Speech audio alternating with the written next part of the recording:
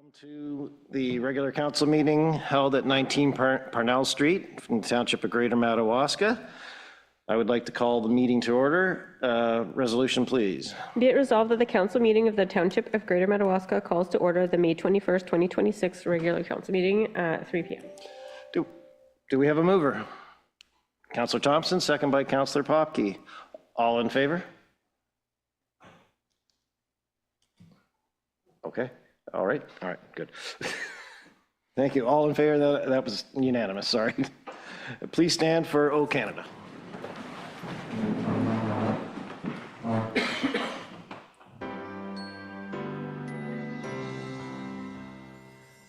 Recording in progress.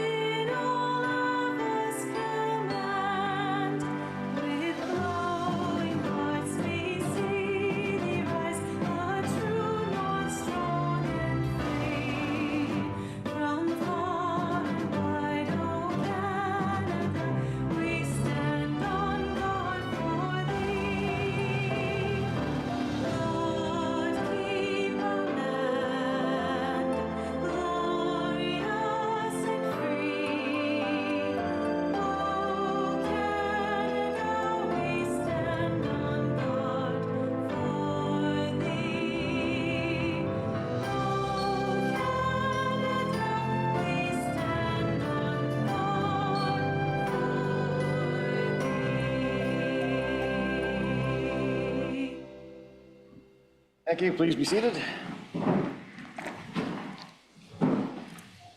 As we gather in chambers, I'd like to acknowledge, on behalf of council and our community, that we are meeting on the unceded traditional territory of the Algonquin people. We'd like to thank the Algonquin people and express our respect and our support for their rich history, and we are extremely grateful for their many and continued displays of friendship. We'd also like to thank all generations of people who have taken care of this land for thousands of years. Thank you, Miigwech. Move on to section 4.1, approval agenda resolution, please. That the agenda of the council meeting of May 21st, 2026 be approved as presented. Thank you. Do we have a mover? Councillor, just drew a blank. Councillor Tripp, my apologies. And Councillor Levesque, thank you. All in favor? That is unanimous, so carried. Hopefully this doesn't continue on. We'll now move on to 5.1, approval of minutes. Resolution, please. Be it resolved that the following minutes are approved by council. April 16th, 2026 regular council, April 20th, 2026 special council. Thank you. Do we have a mover? Councillor Thompson, second by Councillor Levesque. All in favor? Thank you, so carried. We will now move on to section 5.2, acceptance of minutes. Resolution, please. Be it resolved that the following minutes are accepted by council. March 10th, 2026 Recreation and Culture Committee meeting and March 24th, 2026 Canada Day Committee. Thank you. Do we have a mover? Councillor Levesque, second by Councillor Tripp. We've all had a chance to review these. Thank you. All in favor? That is unanimous, so carried. Is there any declaration of pecuniary interest or the general nature thereof? There's none seen. Thank you. We'll now move on to 7.1, delegation presentations, Renfrew County and Community Future Development Corporation. Take it away, if you would. Good afternoon, Mr. Mayor, members of council.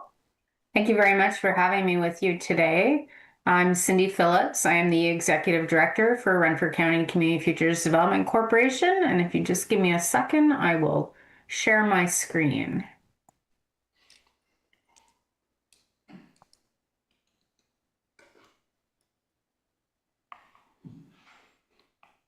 Okay. Are you able to see my presentation? Yes, thank you very much. Excellent. So again, thank you for having me here today. The reason that I'm here is just to give an overview or a reminder for those of you who are aware of who we are and what we do. Just to sort of remind you that we are here serving our community. So a little bit about the Community Futures program. We are funded by the Government of Canada through the regional development agencies. So here in Southern Ontario, we are funded by the Federal Economic Development Agency for Southern Ontario. We are part of a network of 60 offices across Ontario and 267 offices across Canada. And each office is its own incorporated not-for-profit. And here in Renfrew County, our CCFDC has been serving the communities for 40 years this year. So in terms of our services, the program is really designed to support business, community-based development, and employment by focusing on three main objectives.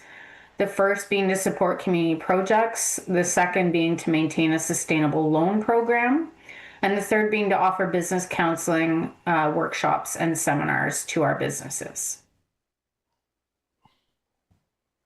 So in terms of our small business financing, I'll start by saying that our clients are always encouraged to first seek traditional sources of financing. So going to your traditional banks, I think, but it's fair to say we all know that for one reason or another, that doesn't always work. And that's really the gap that a CFDC is meant to fill.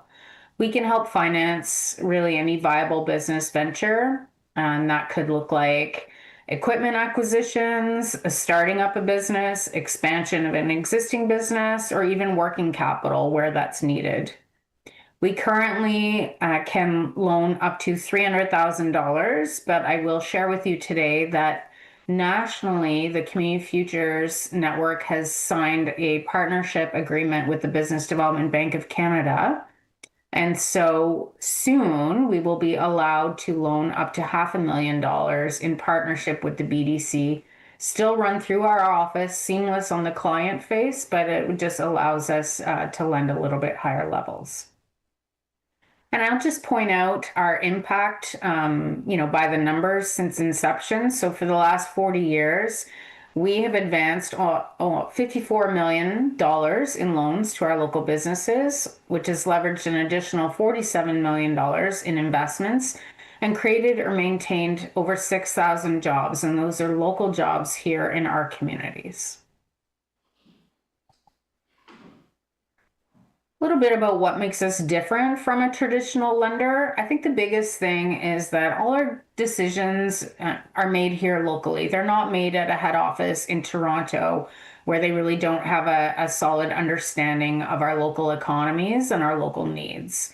We are governed by a local volunteer board of directors that come from our communities with varied skill set and areas of expertise. All our aftercare with our clients is also done at the local level, which really helps because we understand the local economy and we understand the impact that our decisions have on our communities. We're able to offer tailor-made solutions for our clients. So that might look like repayment terms that suit cash flow needs and or seasonality of a business. We can look at more flexible loan guarantees. And at the end of the day, our applications are assessed on various criteria. We do certainly look at the impact on the local economy. We look at the employment factor, and we look at the overall business climate within a community as well, just to name a few. We have been able to put new loan products in place, and that speaks to our tailor-made solutions. So for example, we do have a community improvement plan matching loan that exists. So where municipalities have a CIP in place, we can come in and match with a matching loan amount up to the amount granted by the municipality. We also have a Starter Company Plus matching loan that it complements the program run by Enterprise Renfrew County. And we've just finished a CAN trade program, which we put in place to address some of the trade challenges that our businesses have been facing. Those are just to name a few examples. So I mentioned that we do undertake community economic development, and I will say that we work alongside many of our community partners, and we can assist with the creation of community economic development plans. We can support value-added projects. We can help, foster expansion into new sectors by really offering the big picture view of the health of our businesses. We've worked with municipalities who are looking to do a strategic planning exercise, not by doing the exercise for them, but guiding them through the process on what that might look like and what considerations need to be taken. And over the years, we've been involved in a lot of community projects that maybe people aren't aware of. Some of those, probably the biggest well-known one is the designation of the Ottawa River as a heritage river. And then our last core pillar is our business counseling and support services. So we are a small team of experts that offer in-depth counseling and tailored support to our clients and non-clients. We work with many partners to offer trainings, workshops, and seminars for entrepreneurs. And at the end of the day, we're part of a vast network. And if we don't know the answer to something, we will be able to find out for you. I'll make mention of an event we held recently in the town of Renfrew, but was open to all of Renfrew County, was a very successful funders forum, primarily aimed at the nonprofit sector. We had about 100 people turn out for that, which was great. So as I mentioned, we are a small team. There are 4 of us. We serve all of Renfrew County. We do have an office in the city of Pembroke. But we're happy to travel out to meet our clients, whatever best suits them. I would encourage you all to visit our website and sign up for our newsletter. We do issue a monthly newsletter where we share information on any new programs that we have or partner programs, including the provincial and federal governments, etc. So that's it. I'm happy to answer any questions, and I thank you very much for allowing me to speak with you today. Thank you, Cindy. That's great and informative presentation, and very exciting about the limit going up, but also equally as intriguing to me was the CIP part of it. So thank you. I'll open it up to council with any questions, comments, concerns, or discussion items. Councillor Levesque.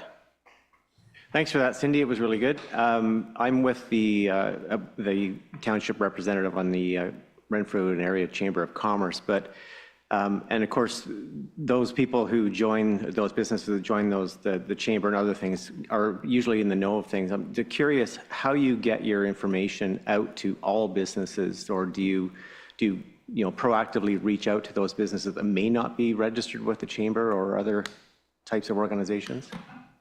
So the nice thing about Renfrew County and the ecosystem of our partners that we work with on the daily basis is, what we have in our newsletter, if it's not in there, it's probably in the Renfrew Chambers or the Upper Ottawa Valley Chambers or the County Economic Development. So we are constantly sending information back and forth and sharing information so that we can reach as many businesses and residents as possible.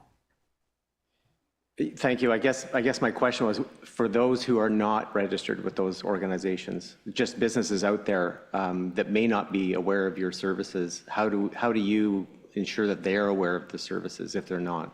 We try our best. I will be perfectly candid because that's my nature. We are operationally funded by the federal government, and it is not a huge operating budget. So we really have a shoestring marketing budget, if I can call it that. So we do the best that we can without having a whole large budget behind us. So we're very active on social media. We try and attend as many community events that we can, any opportunity we have to get out there. And really, it speaks to the whole reason why I'm here today to speak to all of you, because you are the ones on the ground in your communities, speaking with your businesses, hearing challenges that they're having. So we've actually been quite fortunate. I think I'm on the books for 15 or 16 of our municipalities, quite a few already done. So we really count on all of you to help spread the word that we exist.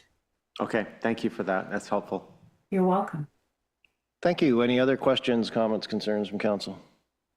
No, Cindy, thank you for this. And the one thing I'm going to ask, I see in your contact, we've got your phone number, your email, and your web address, and then there's a QR code.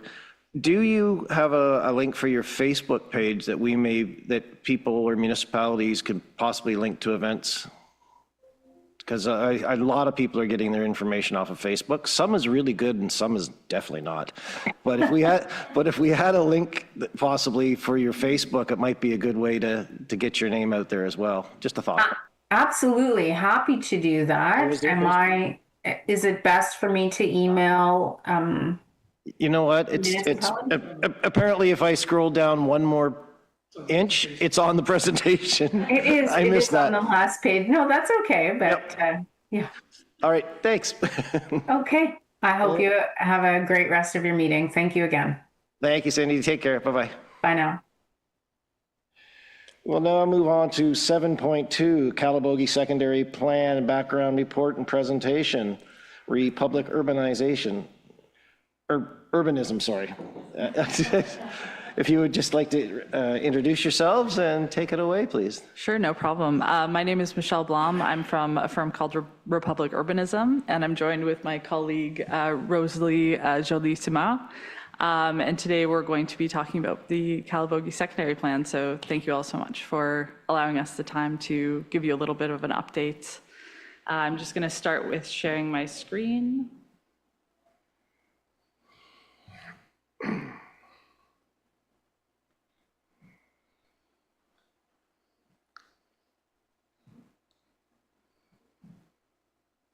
Can everyone see my screen?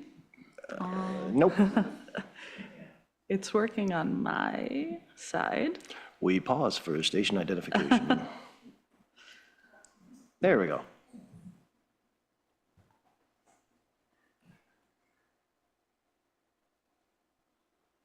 Okay, a little bit of a delay. Sorry about that.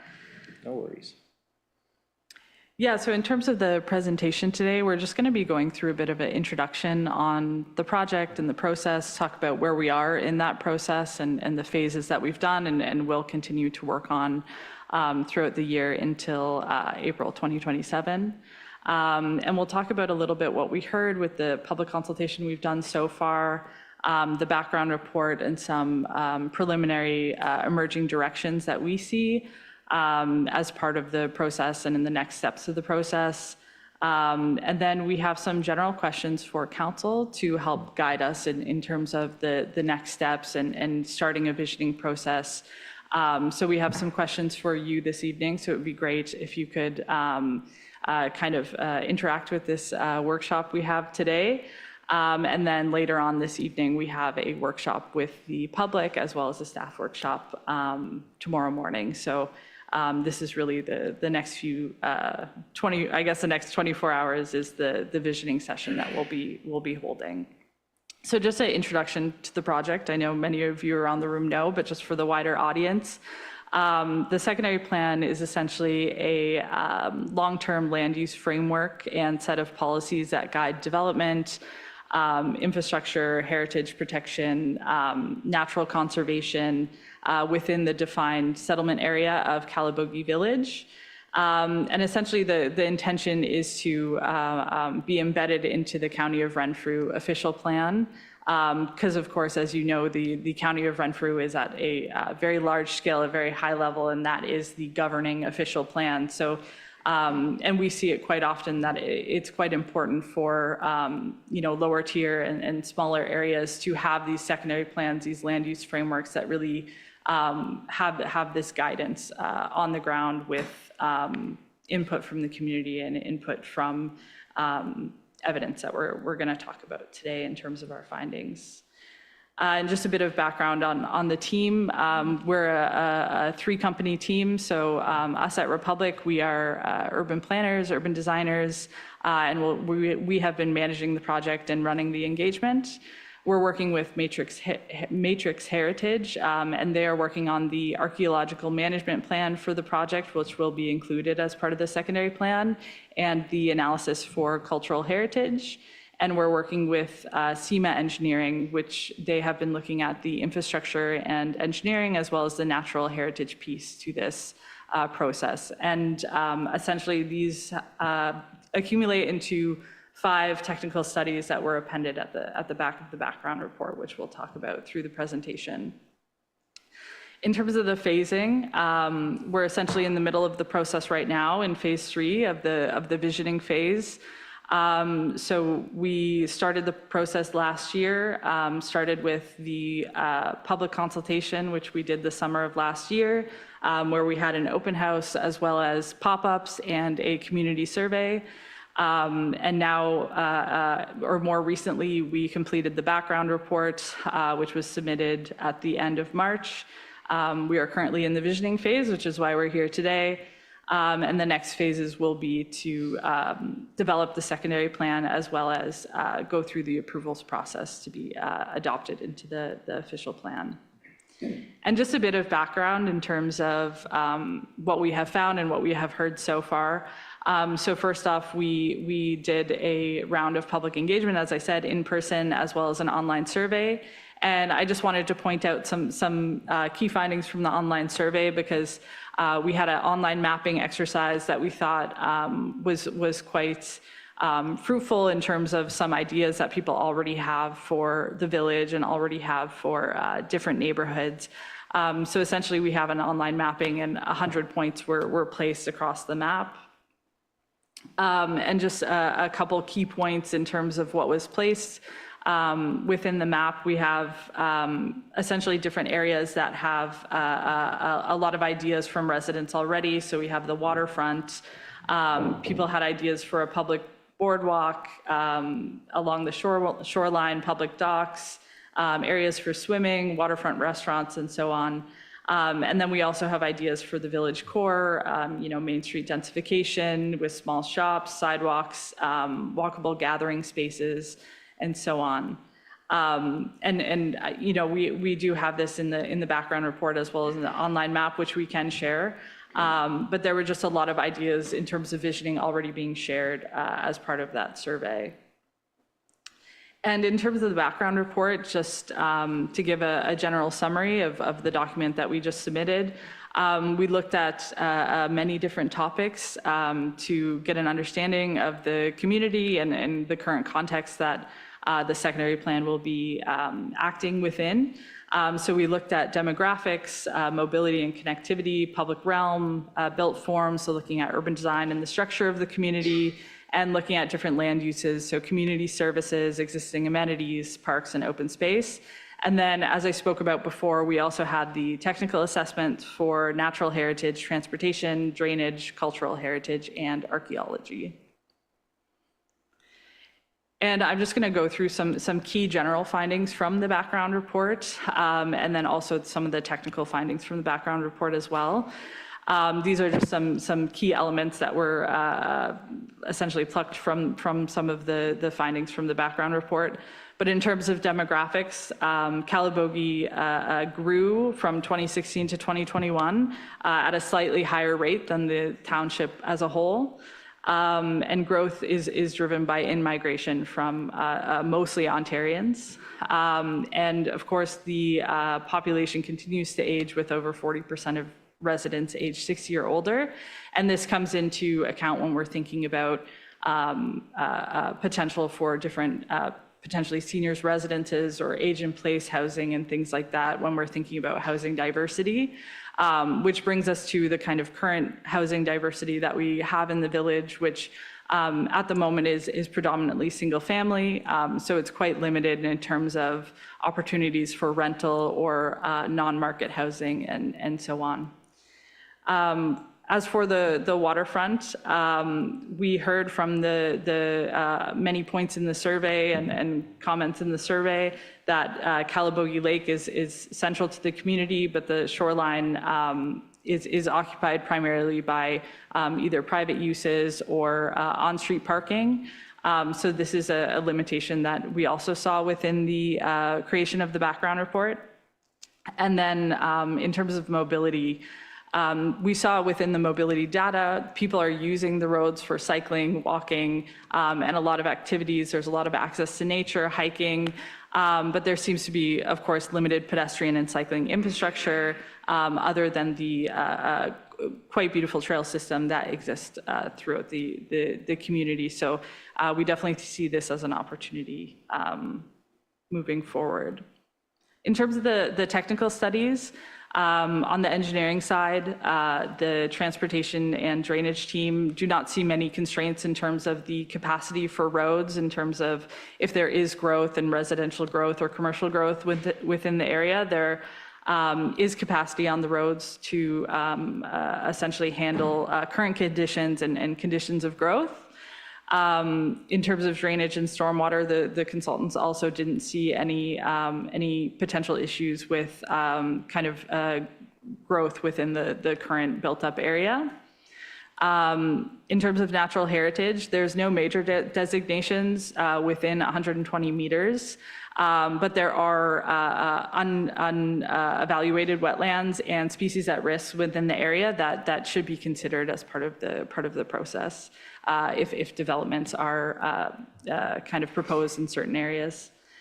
For cultural heritage, I don't think it's a surprise to anybody that there were 19 potential built heritage resources identified as part of that assessment. So there are a lot of buildings throughout the community that hold kind of heritage value, and that's noted in the background report and as part of the cultural heritage assessment. And the matrix is also preparing a archaeological management plan and a potential, essentially an archaeological potential mapping for the village to understand where assessments might be required for development. And in terms of their draft mapping currently, essentially the entire village is highlighted as having archaeological potential. So that's something that must be considered with future development. So, of course, we want to have kind of a structure going into the visioning framework and the visioning sessions that we're going to be having over the next day or so. So in terms of the background report and the recommendations that we had made within the background report, we kind of came up with 4 themes and 4 main conclusions that we saw as part of the next steps in the secondary plan process.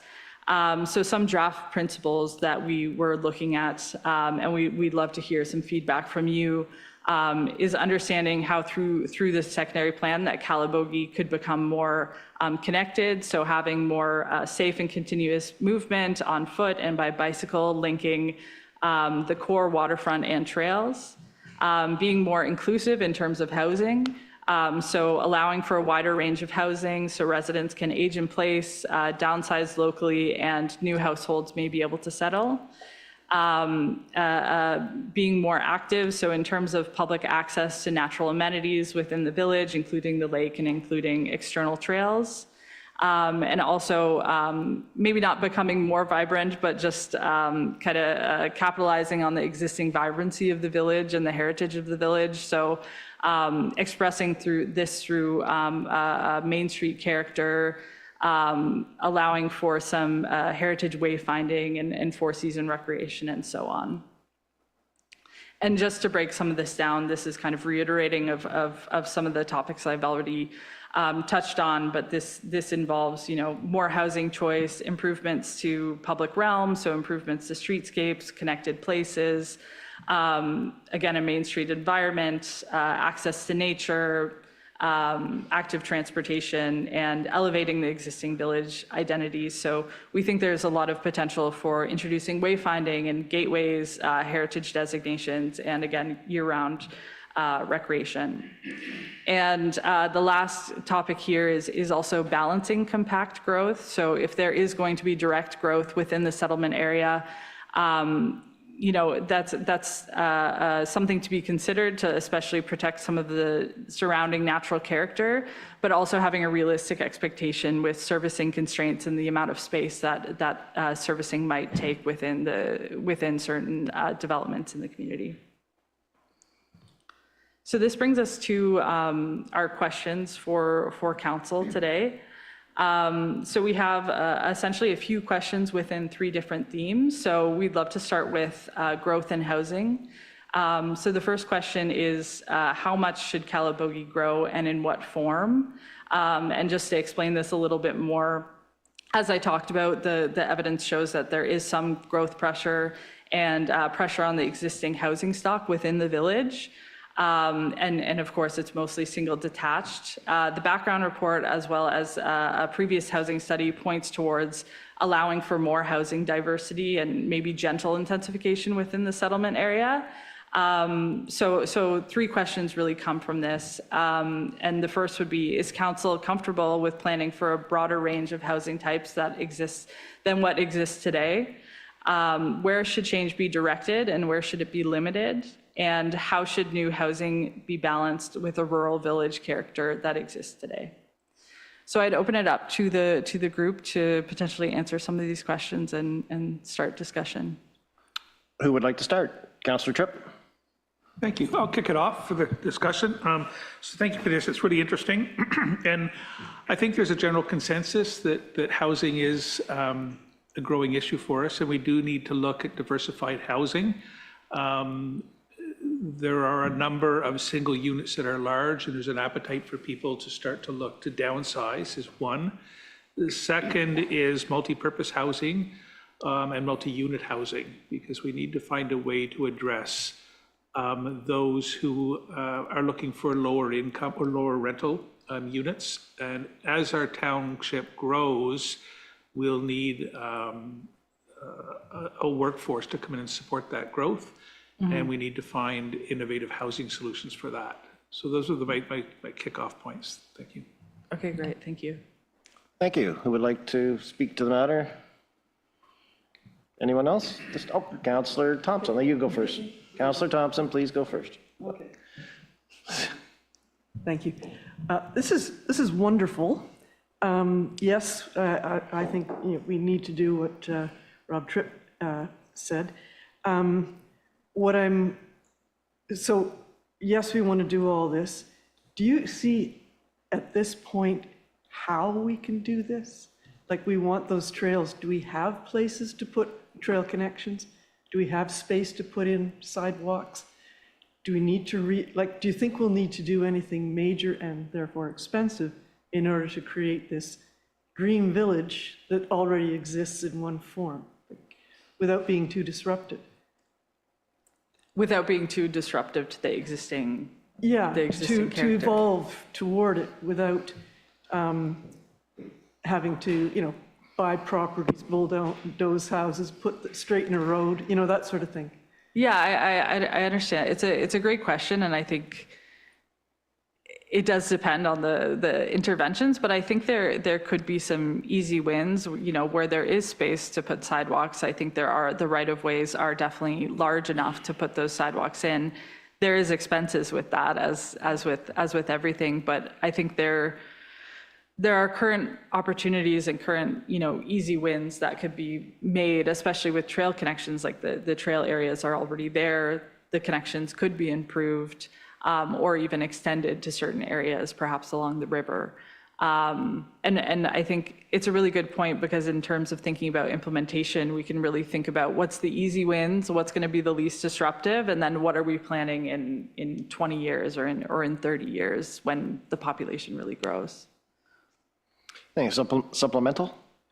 And will that be part of your recommendations, how to approach this, or will you be ending up with a sketch of this is what the plan should be, this zone here, that, what can we expect on this? Thanks. Yeah, no, it's again, great question. The final land use plan is a land use plan in itself, but we will be recommending working on kind of a phasing of certain projects, and again, easy wins in terms of what could be done in the next 5, 10, 15 years. But the final kind of land use policy of the secondary plan will be one plan. Yeah. Thank you. Councillor Levesque. Thanks very much. Good, great report. Thank you. Before I answer this first question, I just want to go back to the previous slide about the emerging direction. So since we're talking so much about growth, and I think we can all say that since we first came into this term and throughout the term, growth is and always has been a significant core issue. And what I mean by that is people will often say this is an issue or that's an issue, but it almost always relates to growth. it comes back to growth every single time, even though they don't recognize it as growth. I think we need to consider at least something in there that's really speaks to growth as not as opposed to, but you've got inclusive and vibrant, like there's an opportunity, I think, to consolidate some things in there, but really call out growth as a direction, if you will, because it's something that's going to continue. I can't see it not continuing, and the road is busier than ever, even though, you know, the comment about the roads being, you know, to support more capacity, that's great. But we know through the village itself, and if you've ever been there on a busy Saturday, it's pretty significant. So Okay. volume may be not what you think it is, but Okay. it's definitely That's good to know. an impact. So just a kind of a precursor to that. But you know, so we're all ready, I think, to move forward with some plans.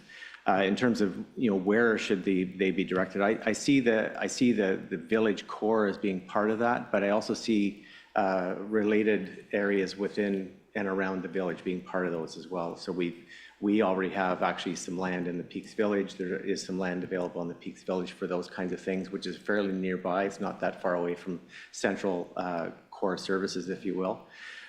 There is land available on the other side of 508 nearby as well, just on the other side of where we are. Okay. And there are some vacant properties within the village itself, but it's fairly limited.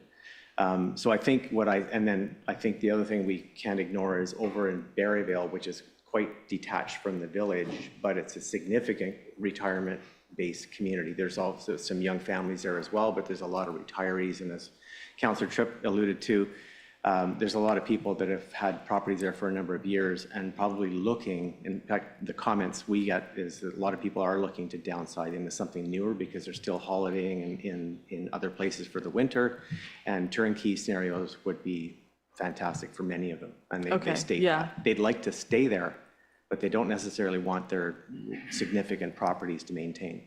Okay. So that's important to them. So I think what I see are pockets of, because we just don't have the density of the land in one particular area, I see us having available pockets of land available for these kinds of scenarios.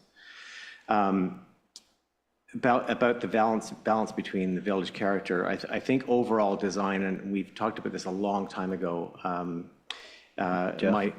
Just one quickly, are we on that question yet? Or is it all Same encompassing? question, but all encompassing. Okay. there are 3 points. Sorry, is that okay? No, that's fine. It's Okay. just, I wanted to clarify for myself because I Yeah. thought we were doing it one by one. But that's, sorry, thank you. The last point about overall design, my daughter lives in Canmore, Alberta, and the entire former village, now close to a city.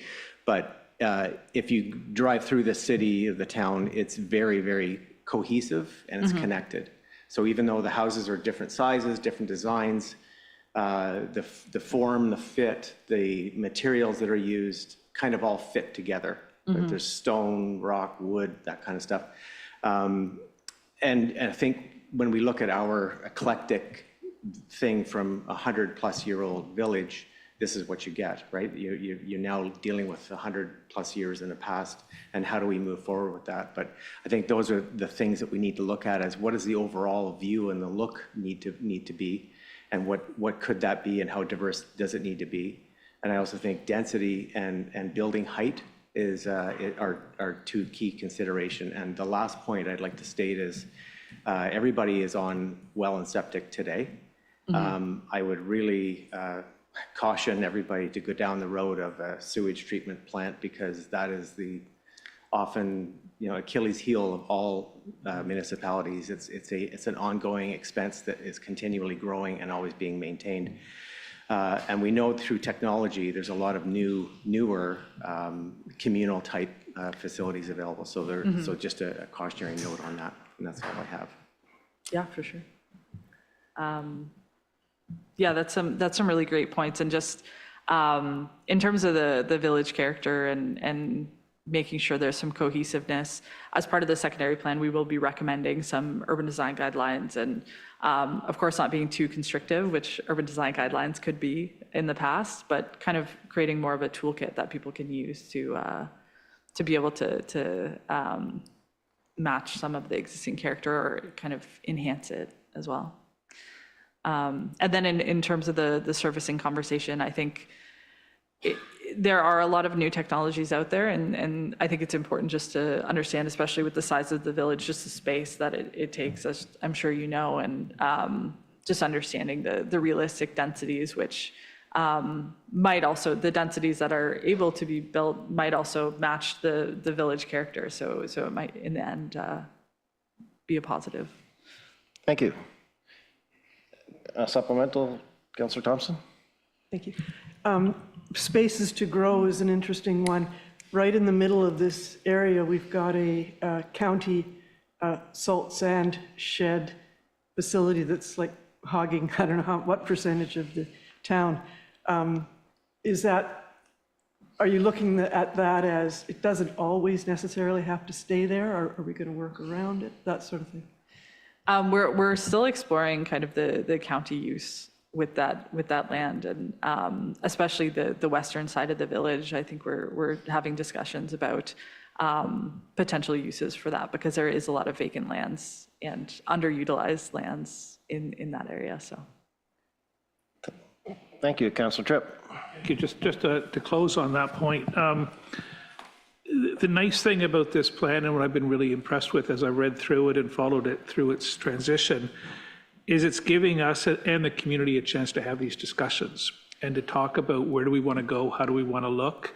We've had 3.5 years at this table, and we've seen a lot of things moving forward and change. So the future is quite exciting, but I'm really encouraged to have these conversations. We're starting to talk at the very basics about the housing. And as Councillor Levesque said, the real pressure, where 40% of the population is 60 and over, and that's going to grow quickly, and that's going to have a significant drive for the need for smaller houses, simpler to maintain, and blending that with the look and the feel of who we are and how we live, and taking salt sheds down and using that land for innovative purposes. It's an exciting time, but we've still got lots of other questions that you want to ask us. So yeah, I wanted to come back and circle in on all of this. Is nice, but the real drive is for smaller houses that are turnkey. Great. Thank you. Thank you. Sorry. No, I just wanted to add that there's a lot of interesting examples being built in Ontario of accessible, at-grade units, essentially kind of bungalow, townhouse, plex units, and there's a lot of potential there. Yes, thank you. Is there anything else from council? No, and just the accessible housing, actually, with Renfrew County, we just opened a new one in Renfrew on Tuesday. That's an accessible three-unit building that used to be a one-unit building. Okay, so great. it's through Renfrew, they're doing those things as well. But I want to go back to what Councillor Thompson said about the property and the county salt shed. Within this plan, I was wondering whether we could look at the aspect of that type of property and setting up a memorandum of understanding that we would have first right of refusal for those properties, to have something in place ahead of time before they put properties up for sale. I think it might behoove us to look at properties and say, okay, maybe we want to set up an MOU with them. Just a possibility.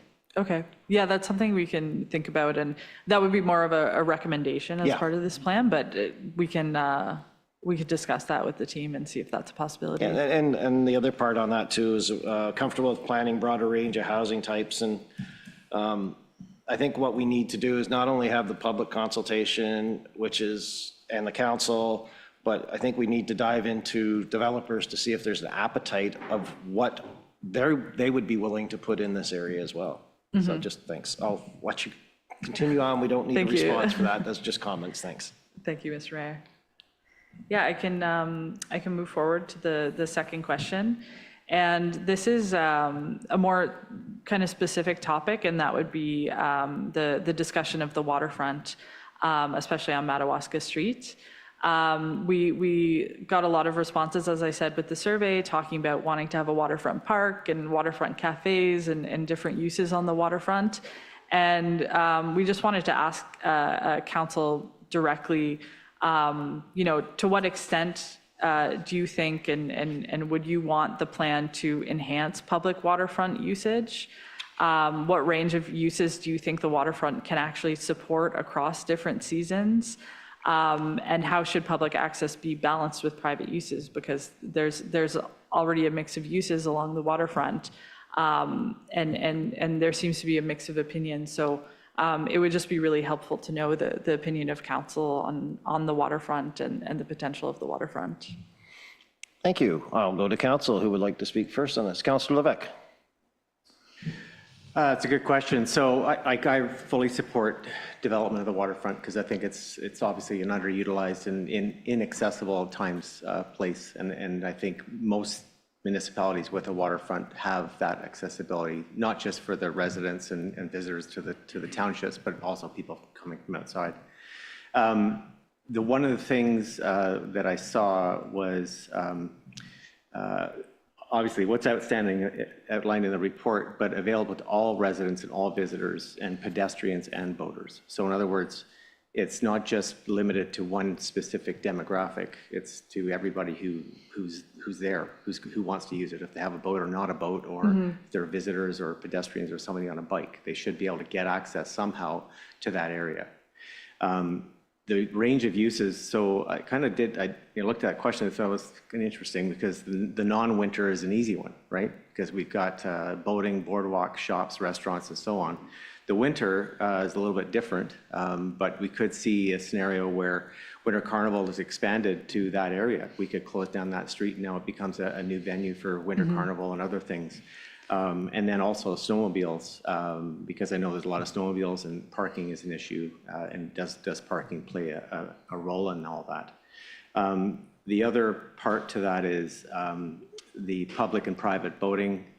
So for public, certainly my opinion that public should be free and potentially supplemented with sponsorship by commercial.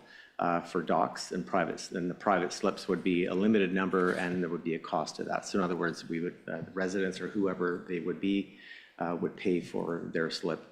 The trick with that will be how public will the paid for slips be. So in other words, right now we have private docks on Madawaska Street and we know the controversy with that. But if we open that up, who gets those private slips?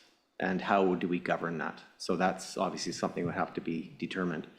But one of the things I know nearby Arnprior has a marina, and they've got some good models that they've implemented as well. So, and certainly the one theme that's kind of coming out for me as well is I think about Leonard and his team and other people connected with maintaining this township.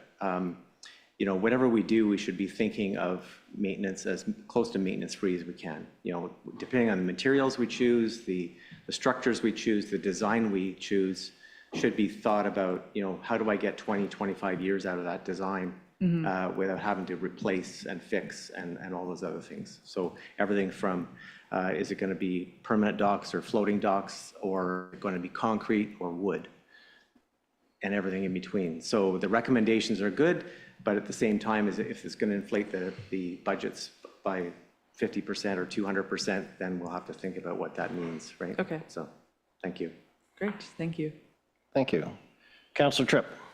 Thank you. I'd just like to jump on top of that and echo my support as well for the development of the waterfront.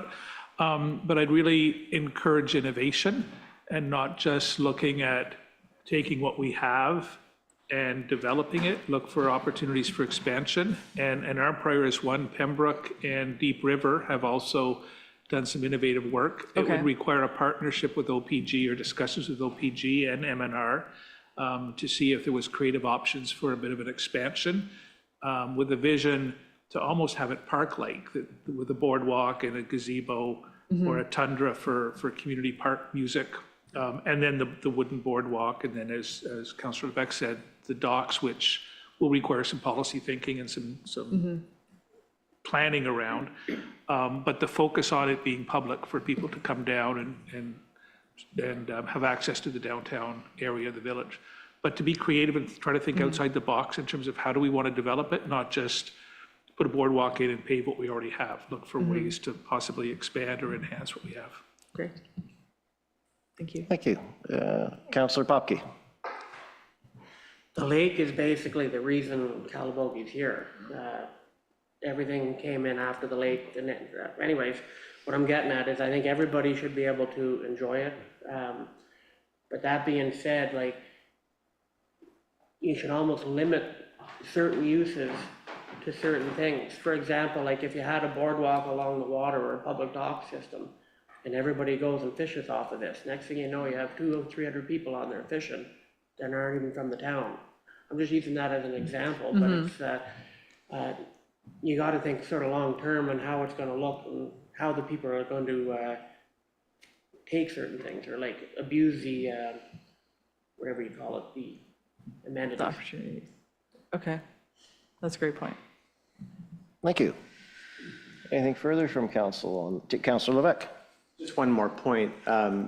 As we see, the land is fairly minimal, the availability along the board. It's like besides the boardwalk, which we own that land, which is great. There are pockets of other land around that's privately owned that's vacant.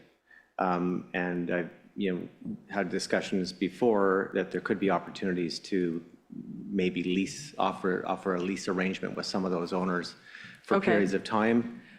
Where things like, pop-up container shops could be utilized as an example.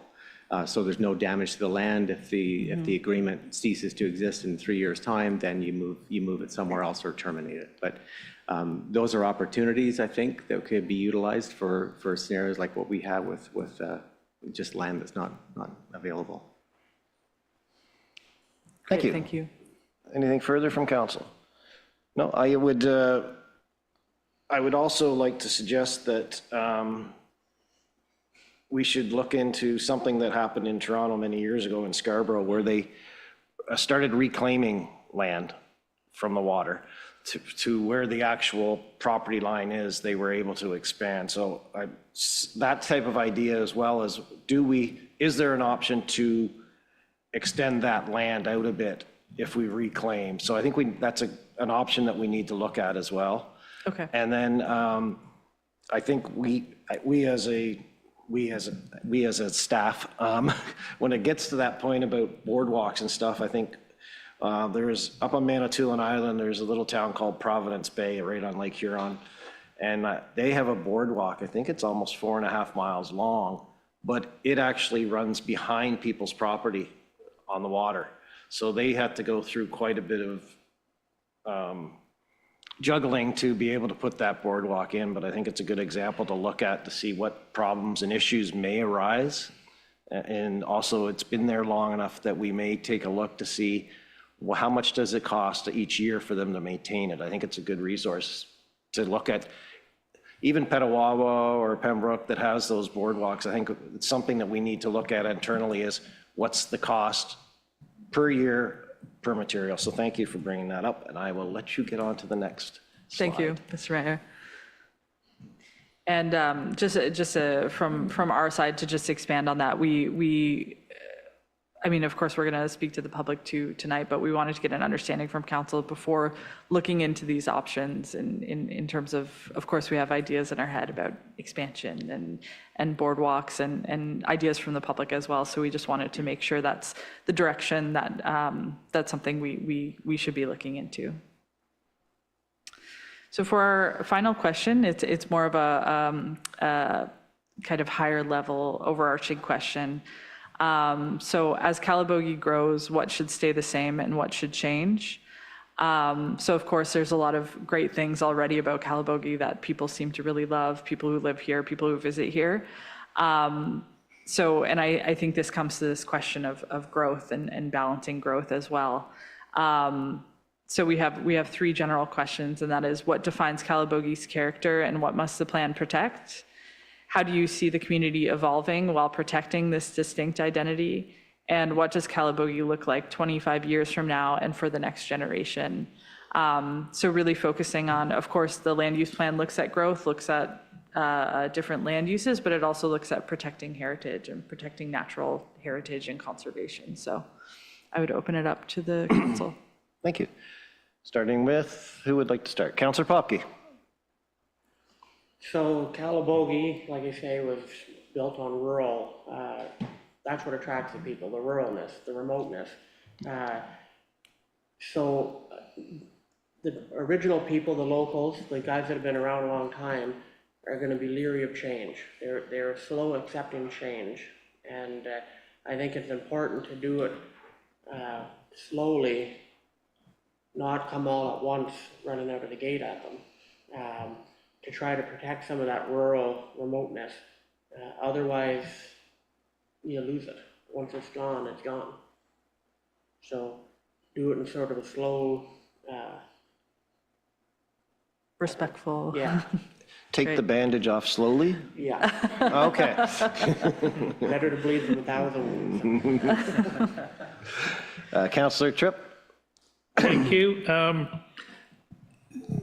So evolving, as Councillor Popke said, is change is challenging. So I think communications is going to be a core foundation of this. As we start to develop and we start to look for change, we need to communicate the vision and maintaining that rural tourist village kind of feel that we have now, but our heritage always being the foundational element of it.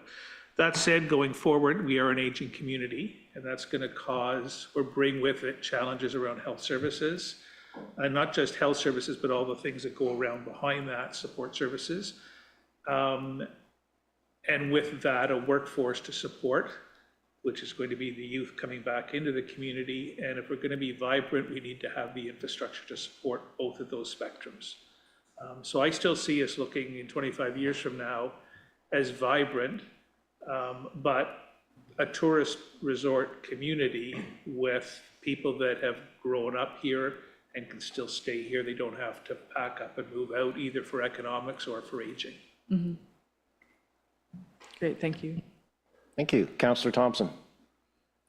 I think Calabogie, everyone has told us that this whole township, they want it to stay small town feel, and with all those social connections that we have now, which is really vibrant. I think we have an advantage because other than one section of in the western end at Griffith, there are no highways, provincial highways coming through the township. So we're less likely to get and attract the big box stores. We're more likely to be able to grow and attract the kind of businesses that are, not franchises, that are individually owned. So hopefully that's the way it will grow. We'll get more people and more things to do, but it won't turn into a cookie cutter, which town am I in now, And that's the big thing we want to protect. Thanks. Thank you. Anything further? Councillor Levesque? I think through the report and other information, the heritage and community aspect of what we are and what we do, and coupled with the naturistic aspect of others that think differently than the traditional. So there's a lot of hunting, fishing scenario, but there's also a lot of hiking and biking scenario. So they sometimes don't mesh well together, but they ironically both want to be in nature. So that's the dichotomy.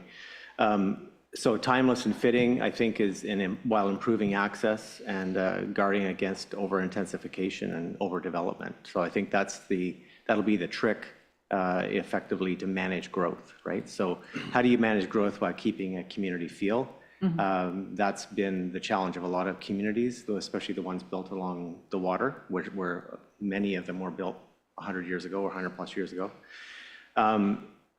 The other thing is just, again, manage growth, but it's expand the strategy as development occurs and homes sell. For instance, especially as we talk about the lakefront, for instance, or the waterfront, a lot of those homes are residential. And as they come up for sale, we have to maybe think about a strategy, kind of what you were talking about, Mayor Weir, about, for other properties, how do we make sure we're first to get access to at least have an offer scenario if we do have that ability. So if a home comes up for sale, how do we acquire that if we can? How do we be the first to even ask that question, right? So, because, if the entire waterfront stays residential or residential homes along the waterfront, it's going to be very difficult, other than a boardwalk, to change that, right? And just another couple of points here. For 25 years now, so I think less eclectic, better integrated with better access. That's kind of what I see. Right now, I find it's really disjointed. We've got pockets of things, but they're really not connected. I know there's stuff coming up in the near future around redevelopment of Highway 511, which hopefully will help our connectedness to things like Heritage Park.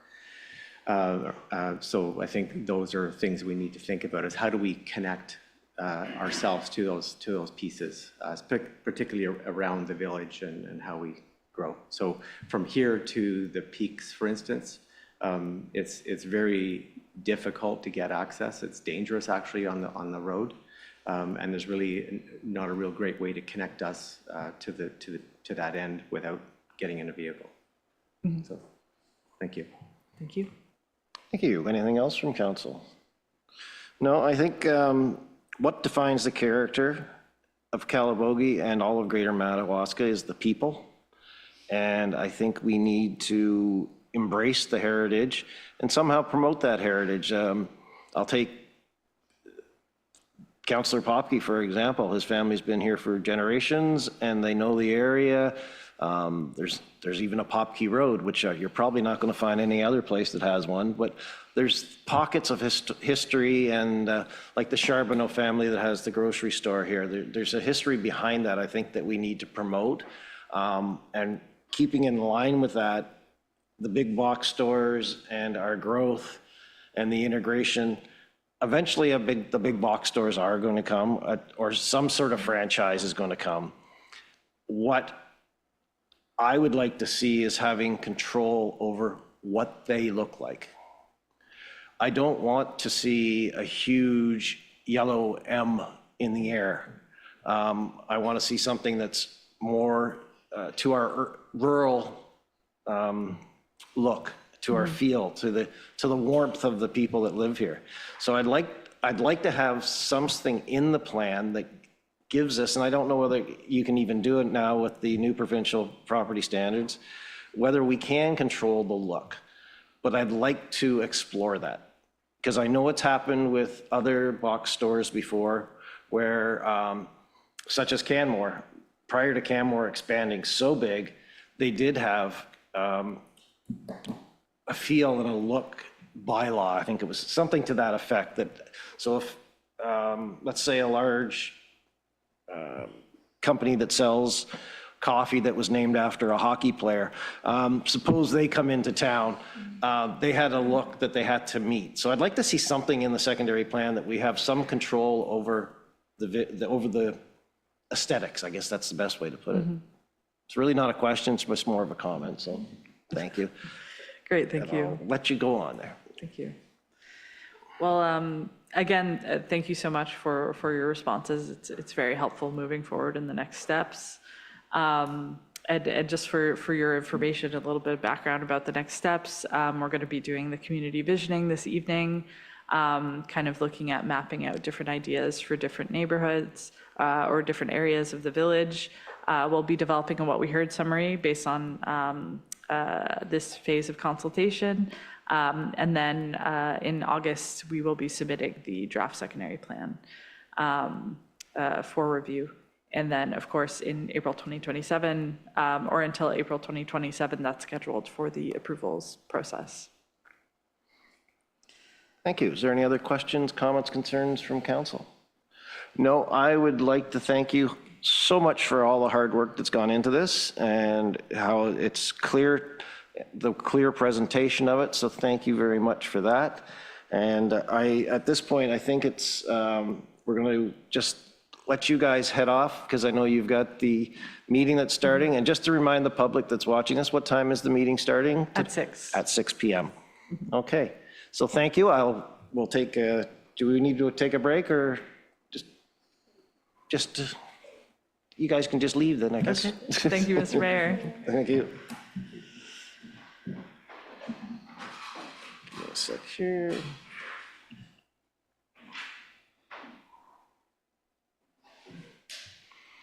Thank you all.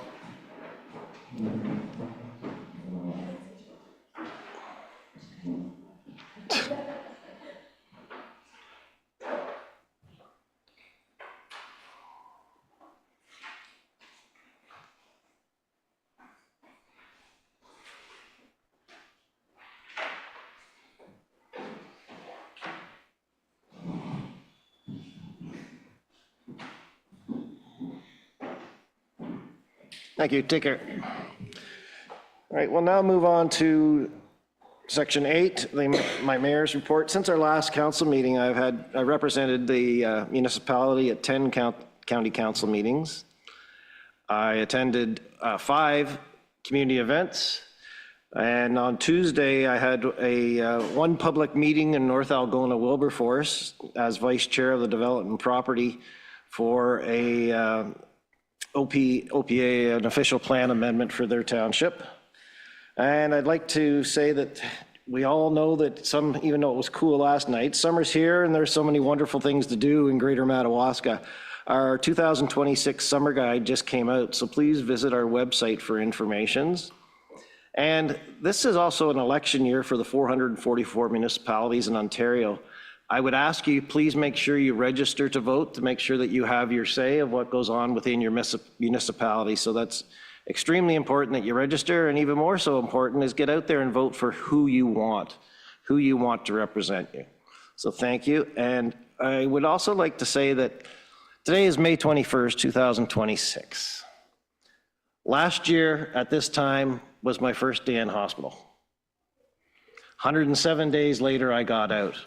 And when I got out, and through the time that I was in the hospital, the support I received from this council, the support I received from the staff and the community, and I just wanted to thank everybody for all that support.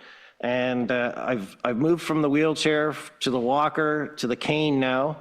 Sometimes I go back to the walker if it's a lot of people, but I just wanted to personally thank everybody for all the support that they've given me and making me feel stronger. So thank you very much. We will now move on to Section 9, Committee and Boards. We'd like to start 9.1 at Library Board, Councillor Thompson. Thank you. The library is working on revising the memorandum of, or MOU, Memorandum of Understanding. I understand. That will align the library with and the town together with their operations more fully. It'll allow them to discuss common interest.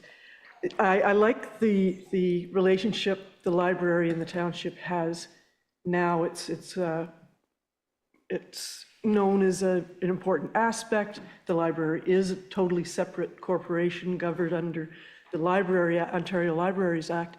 But, you know, there are synergies that are happening now that I'm seeing that are really good. It's not like, nope, that's not our business. So I just want to say that this comes out of that. And some of the, we'll see later in the meeting, there's some financial changes that are being done to keep the accounting smoother between the two, and this is good. A home delivery program towards 2 and 3 has been costing too much for the amount of, I think there are 2 individuals who are getting packages every 2 weeks. And with a much expanded online availability, it's just not practical unless we can get a volunteer that will do it without charging mileage, because that's where the costs came in. So it's too bad, but that is the reality. The library applied for and received a $1,000 grant from Walmart for French language materials that we're adding to our collection. And just a note, the importance of filling in the census. If you haven't, anybody out there, if you haven't already, we use the data extensively to project our own services and programs. The whole township does. And getting those census numbers right and knowing what's needed is it's important to the library and to the township. And there's some staffing changes. Brenda has left, and Tracy has expressed, I don't know if you know these people, but has expressed a desire to reduce her hours. So we're looking for a candidate with skills in both children's and seniors programming that can get online. Thank you. Thank you. Are there any questions? There are none seen. We'll now move on to 9.2, the Recreation and Culture Committee. Councillor Levesque. Thank you. Not a lot to report, but just wanted to report back that on April 25th, we had our cleanup day that coincided with the Lions garage sale, and we probably rethink that for next year. I think we were thinking that it might help, but actually we didn't get much airtime at all, so that's okay. We saw some really neat things for sale. So we're going to rethink that for next year. Got a new strainer. Exactly. But we did give away some prizes for the most garbage collected. So we did manage to give away 2 gallons of the beautiful syrup from Otterburn? Otterburn, yes. And one other prize. But anyway, all good. Music in the Park, we have 2 sessions scheduled, one August 27th in Barnett Park, and the other is September 30th at Madawaska Hall. Details are being worked out, and obviously there'll be promotion and things happening throughout the summer for those things, as well as art in the park is getting clarified as well. And then, as you pointed out, Mayor Weir, the summer recreational calendar and as well as the SALC 55 plus events, not specific to the Recreation Committee, but we do work closely with it. So lots of things happening, summer day camp, baseball, soccer, and lots of other things happening, both for youth and seniors. So as you pointed out, go to the website. A lot of information is on the website. If you can get there, great, it's all there. So if not, you need to contact the Township office and get lots of information. Thank you. Any questions, comments, concerns? Oh, Councillor Thompson. Thank you. Nice to see that. I know that the committee does a heck of a lot, and it's extra work to make sure that it's in Madawaska. And Madawaska does have a lot of their, Madawaska and Griffith does have a lot of their own programs as well. Mm-hmm. But it's just nice to see that this one committee is serving the whole township. Thank you. Thank you. Nothing else? We will now move on to the Canada Day Committee. Councillor Tripp. Thank you. Not much to report. We're working towards our kickoff day for July 1st. To the census, we've received our grants and contributions are starting to flow in. And it's interesting, we fundraise about 50%, or through grants, contributions, and fundraising, but 50% of the cost of the budget to run Canada Day. So it's significant. Those dollars do come to us through government-funded programs, and those decisions are based on census data. It's really what drives the machinery of government to determine what the needs are in small rural communities. And those numbers are important to us. So it's an important thing as we face our census time. So just wanted to reinforce that. There are no concerns. We'll still be looking for our volunteer base as we get closer to the day. It's a little bit early still. People aren't thinking about coming out on Canada Day to volunteer, so we'll come back a little stronger with that as we come along. But thank you. Thank you. Any questions, comments, concerns from council? There, none seen. Councillor Tripp, you're back up with the South Ottawa Valley OPP Detachment Board report. Thank you. So there's a few things happening. First, we've started to send reports into all of the townships. So there'll be a report on the police stats coming each month, each board meeting month that we have, and they'll be posted on our websites to the township clerk. So I'll direct people to, if of interest, to go and have a look at those. It's very high level, and we will be providing more detailed aggregate data by township over the coming months. There is a major meeting held tomorrow with the Eastern Ontario Police District. The Ministry of the Solicitor General and all of the board chairs, detachment commanders, will getting together to talk about organizing and rolling out some of the requirements and performances under the legislation that the board is responsible to deliver on. And that's going to be followed by an association meeting the 1st and 2nd of June in London, Ontario. And again, to fine tune our strategic direction going forward. The third is we are in the process of posting an administrator for the board. This will be a paid position. It'll be coming to the 7 municipalities, to the clerks, to be posted on the website. It is $30 an hour for 20 hours a week. It will be a contract-based staff position, and there'll be more information on that. So we'll send stuff out on Facebook as well as through our media sources as it's coming out. Thank you. Thank you. Any questions, comments, concerns? No. Okay, thank you. We'll now move on to Section 10.1, Streetlight Church Street and Highway 41. Resolution, please. That council approve the installation of one streetlight at the intersection of Church Street and Highway 41 in Griffith at an estimated cost of $7,000 to be funded from any available year-end operating surplus, or if surplus funds are not available, from the Capital Reserve Fund. Thank you. Do we have a mover? Councillor Thompson, second. Councillor Popke. Background, please, Leonard.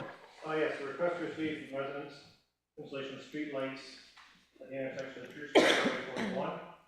As part of the budget process, council requested staff obtain a quote for the installation of 3 street lights at the location in Griffith. With the obtained estimate from Bruce Poles and Hydro One, the installation of street lights. Microphone, please. Oh, wait, hang on for 1 sec. Your mic. Thank you, Sean. Okay, so as a background, in 26 budget process, council wanted price on 3 streetlights for Griffith, and costing out of the 3 streetlights to do with the poles that were existing was $20,000 per pole. So council had directed me to see if I could do one at Church Street at a lesser cost. So I got it for $7,000 to do one at Church Street and 41. Which is the only location that we had that we could install a pole where it wasn't intersecting with the bridge or power lines. So with this, we got the layout from Hydro. The street light will be installed at Church Street and 41 on the right-hand side of the intersection as you're approaching the left-hand side of the intersection as you're approaching 41. Because of the power, yeah, so as you're coming up Church Street, it'd be on the left-hand side, yeah. So yeah, just as Renee stated, it would be done through my budget if I have money left over at the end of the year. If not, it'll have to come from reserves. If you have any other questions on that? Thank you. Any questions, comments? Councillor Thompson. This is fantastic. How did it go from 20,000 to 7,000? Because originally the 3 poles, the first 2 poles were the high expense. Okay. And then, so that's when it came to council, because we didn't want to spend, obviously, see what your decision was, because that was a lot of money for 3 streetlights. Right. So I took the location that was the easiest location for the lesser price to put this pole in. So because we're installing a pole, it's sandy ground, there's no drilling of rock in that area, so that's saving us money on that spot. So, and with the connection of the light, and in this location, the power supply is closer. The other 2 locations, the power supply was 2 pole lengths away. We had to connect to the street light, so that added to a lot of the cost. Okay. Thank you. This is wonderful. Supplemental? Supplemental, Okay, please. thank you. As we're working on dark sky bylaws, et cetera, I'm discovering that LED lights if you have just one bright light, it actually makes it's too bright. There's glare, even if it's dark sky downward. And the consideration is that an amber, they call them turtle lights, is easier on the eyes, because what happens is as you go from dark to bright, the next stretch becomes more dangerous. So I don't know if those are more expensive, but if they are, can we have discussions to work out if we can make sure it's really compliant with the bylaws, not just downward. Yeah, because I can look at it, because we actually did one here in Berryville. I had a resident that the glare of the streetlight was in his window of his house. Yeah. So we actually made a baffle for the light itself, installed it. And I spoke with him last week, and he was quite happy with it. He said it fixed the problem altogether for him. So that is something we can look into, Because I do have that issue with some lights, with some houses, and with this street light that we're putting up, I talked to the neighbor ahead of time, just to let him know we're putting a street light at this location, and he was okay with it, so just to make sure there was no, somebody coming back later because it's shining in their window, so. But no, that is definitely something we're looking into now with baffles for the lights, or like you said, different types of lights that don't have the glare to them. Right. So. Wonderful. Thank you. One more supplemental. Okay, thanks. I just want to say that I love that location because where the general store is, it's, at least there are lights from the signage there to indicate that you're in a town. But this one, if we're going to have one, will probably allow residents to walk from their home to the community hall without a flashlight for the first time at night. So yeah, it's a big thing, and it's wonderful. I really hope we have some money somewhere. Thank you. Okay. Anybody else? Thank you. As Councillor Thompson just asked, is anybody else? Councillor Levesque. Okay. Councillor Thompson is more familiar with the area than I am, but initially we had 3 requested, now we're down to 1.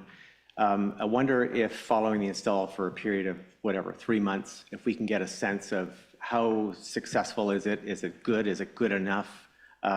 Do we need to revisit it again and add the 2 later or 1 more later? Is there a way we can get a kind of a sense or a report back that how's it going since installation? What are the residents saying? How does it look and so on? Oh, yeah, we can get some feedback on the lighter as people comment on if they like the extra light on the street. Yeah. And then we can decide later on the other 2 locations. Just the other 2 locations are they're not a very good location to install a light unless we use the poles that are there. And with doing that, Hydro wants us to put new poles in, which that's where the expense is. Right.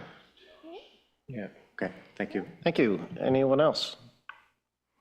No, thank you, and I think it's extremely important that we get that light in. It's a safety issue, and I'd really like if we could maybe work out with Hydro that when they need to change poles, we can be part of that discussion. And because I think right at the bridge at Highland Creek, I think that's the end of the bridge, and I don't think if you're coming across from the one from I guess you're going towards Renfrew or Pembroke or whatever at that point on 41.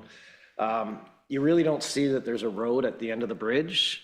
So I think that's important. But as far as the LED lights, whether it be 3,000 or 2,700, it's not a big difference. But I think in taking into the actual how the light looks, and I also want to make, for the vehicles driving, but I also want to make sure that it's bright enough for pedestrians to cross and be seen. And actually, I'd like the light to be expanded across, like a little light across the highway, so it's a bigger area. So I think we need, when we do look at the LED lights and the direction, but we take the account of the dark skies, but we also have to take account of the safety of the pedestrians crossing at that location. As Lois said, Councillor Thompson said, sorry, the community center's on the other side. So that, I think that's a big thing, is the safety of the public. So, and take it all into consideration. And, but thank you for working on this. It's greatly needed. There's other things in the work up in that area, hopefully, but this is a big step. So thanks, Leonard, for doing the work on that. And what do you believe the timeline would be for installation if this is carried today? So I don't really want to touch anything until probably September, till I get a little further into my budget.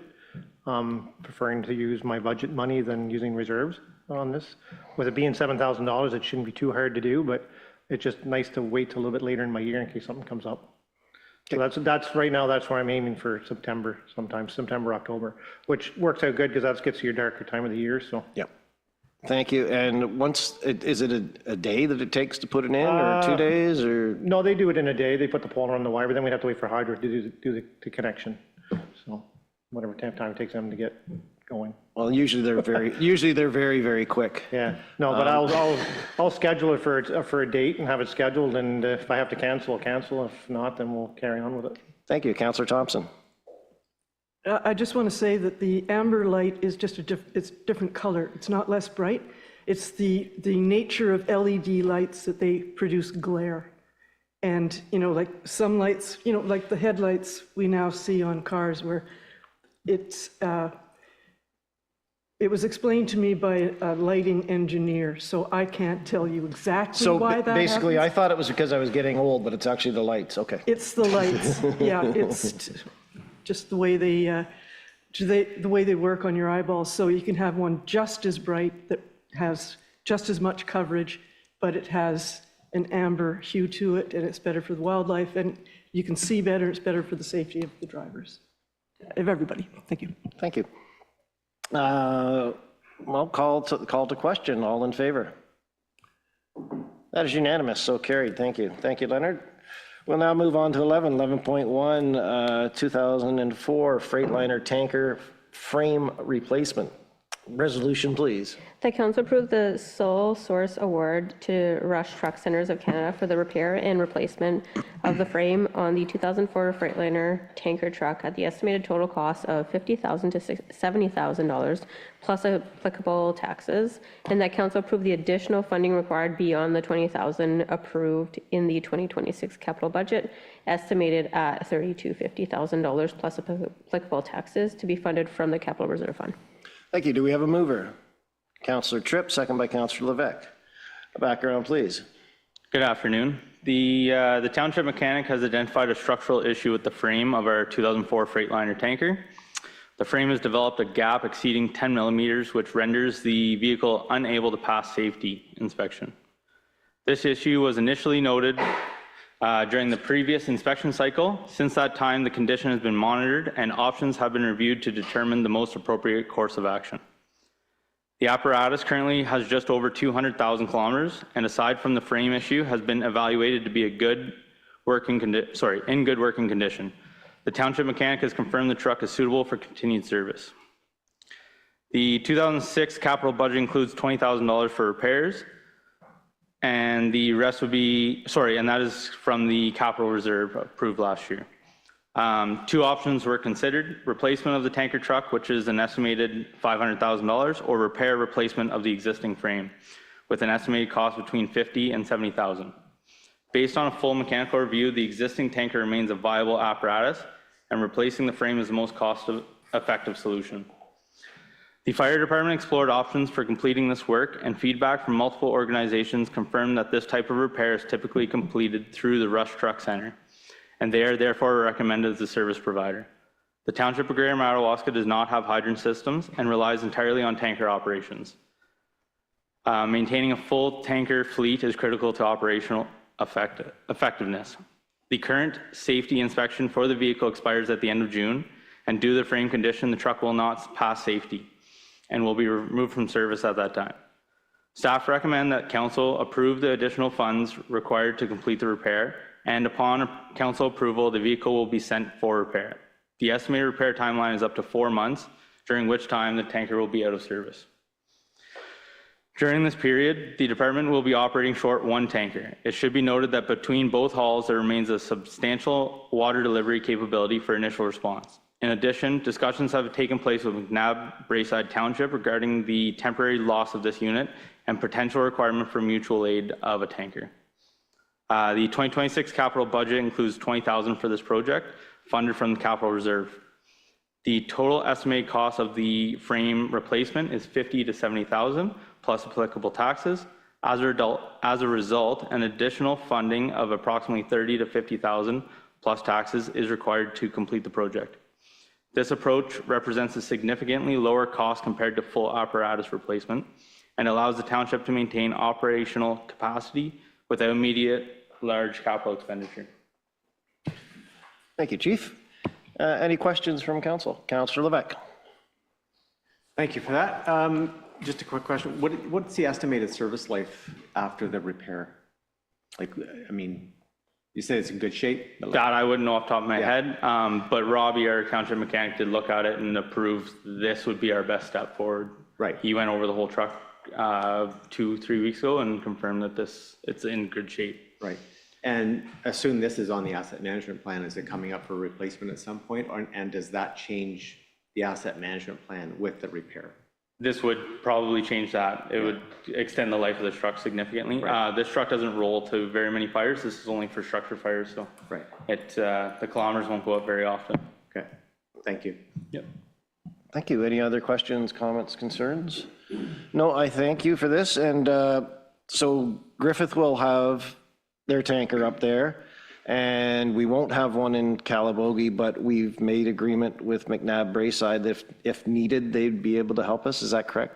Is that Yeah, so what I I'm actually understanding? have 3 trucks in Calabogie. So this one will be out of service for 4 months, but I have 2 full tankers as well. So we're in good shape for water still. Thank you. I just wanted to make sure the public knew that. If there are no other questions, I'll call the question. All in favor? That is unanimous, so carried. Thank you. We'll now move on to a 12.1 bylaw 27-2026 property standards resolution, please. The council adopt bylaw 27, 2026, being a bylaw to provide standards for the maintenance and occupancy of property within the Township of Greater Madawaska, and that bylaw 75, 2020, and any previous property standards bylaws inconsistent with bylaw 27, 2026 be repealed. We have a mover. Councillor Popke, second by Councillor Thompson. Background, please.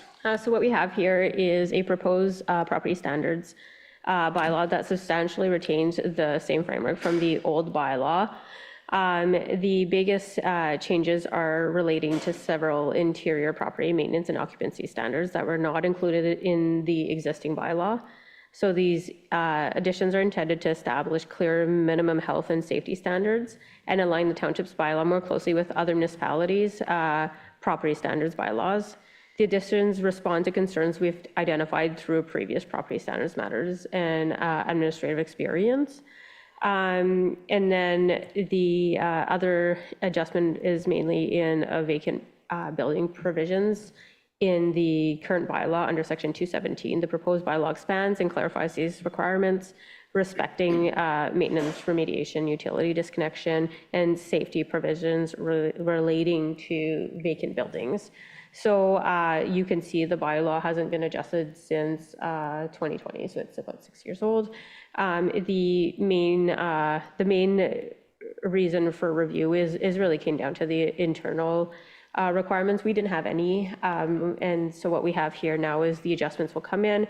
The bylaw enforcement contractor that we use already implements the same bylaw across the county and the other municipalities served. So we were just treated differently. So we would hit points where certain concerns from the public we couldn't address due to the restricted bylaw we had. So we're just adjusting to align with the other municipalities. Thank you. Any questions, comments, concerns from council? Councillor Thompson. I have a couple. This is all great that we're doing it.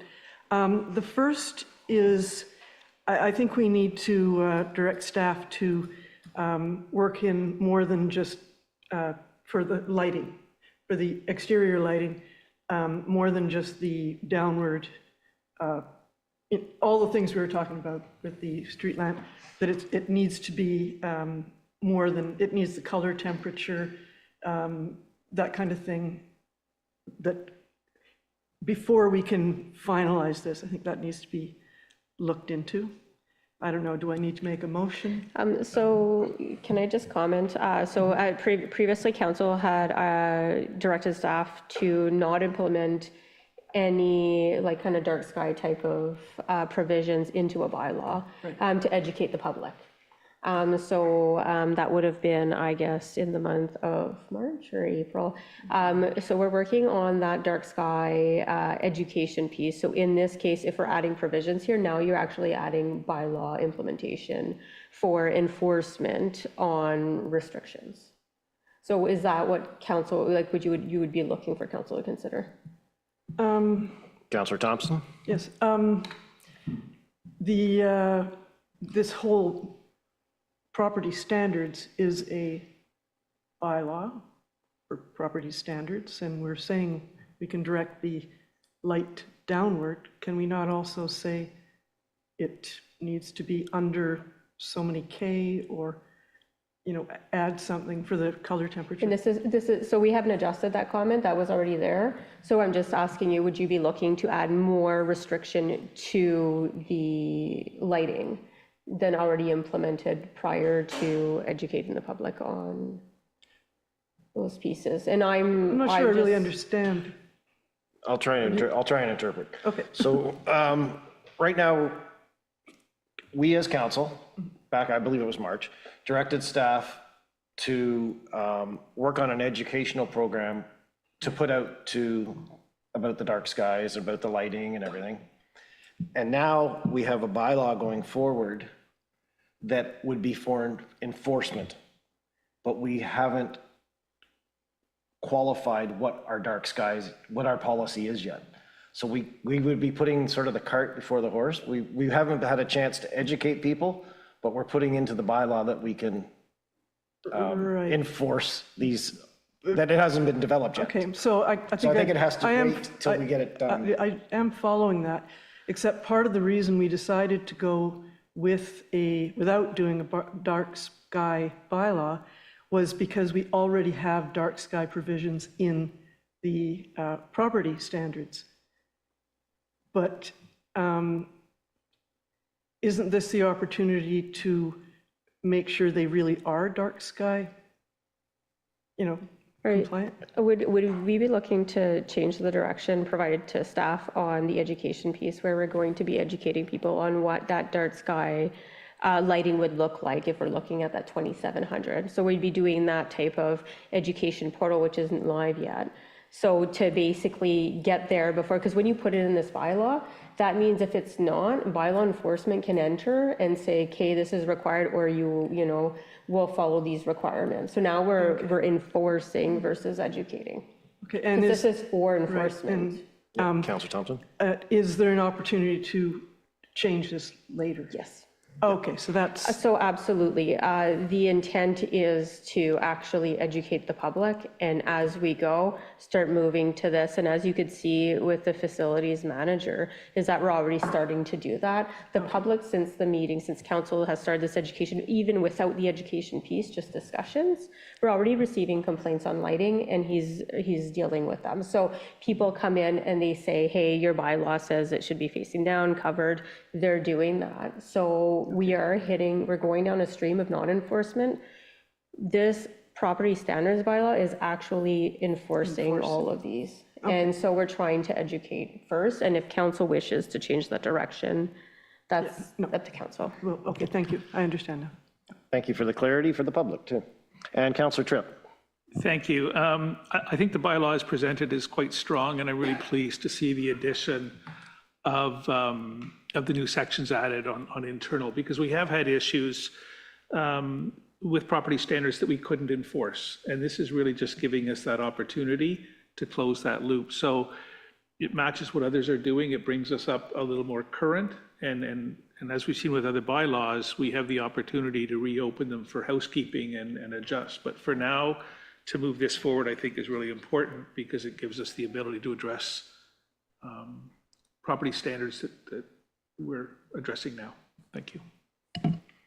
Thank you. Any other questions, comments, concerns from council? Councillor Thompson? I'm wondering about the abandoned buildings. I've lost it, but abandoned buildings.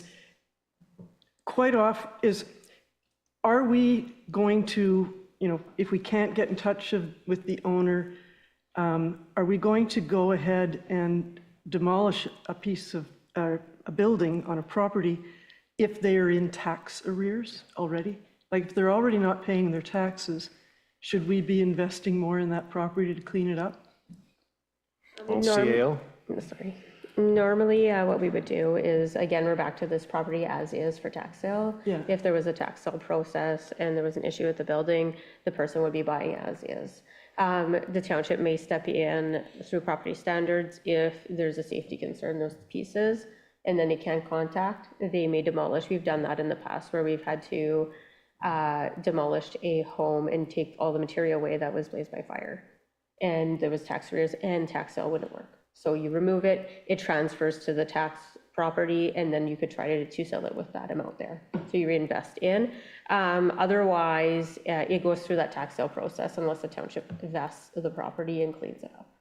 So really, we would just be providing in a tax sale the property as is, and then those infractions or these concerns would actually carry over to the new buyer. Okay, thank you. Thank you. And I think, too, we take into account the safety of the public. If it's a building that can be accessed easily and by foot, then I think there's a difference of availability to be dangerous, let's put it that way. Okay, thank you. Anything else? Councillor Popke.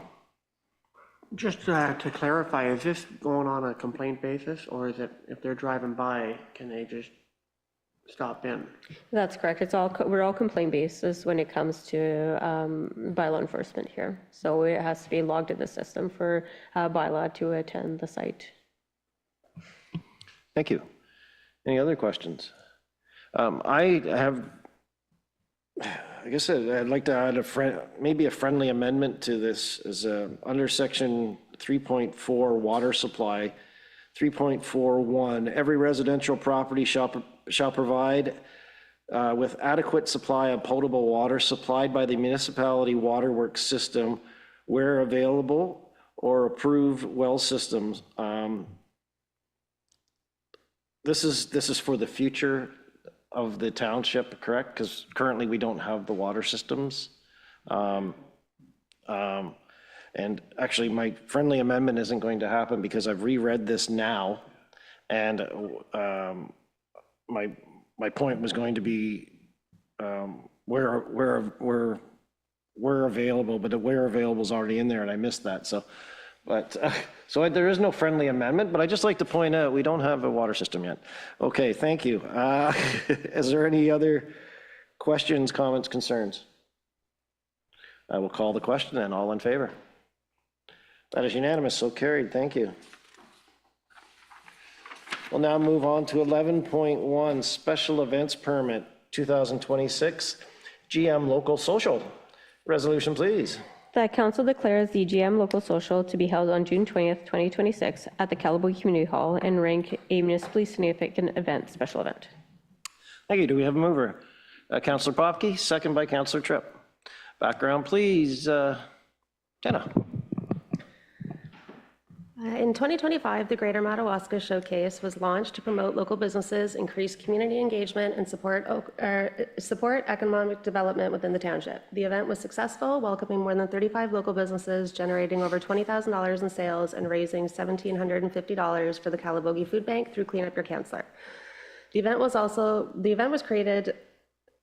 event also created, see, that was happening when I slow down, I mess up. Yeah, just take a breath. The event also created valuable networking opportunities for local entrepreneurs and strengthened community connections. Building on this momentum, the township identified both the business showcase and the proposed craft beer and food truck festival as key initiatives within the 2026 Strategic Initiatives Action Plan. As a result, the township is evolving these initiatives into one larger signature event, the GM Local Social Bites, Brews, and Business, combining local businesses, food vendors, craft breweries, live entertainment, and community activities into one enhanced experience scheduled for Saturday, June 20th, 2026, to be held at the Calabogie Community Center and Rink from 12 to 4 p.m.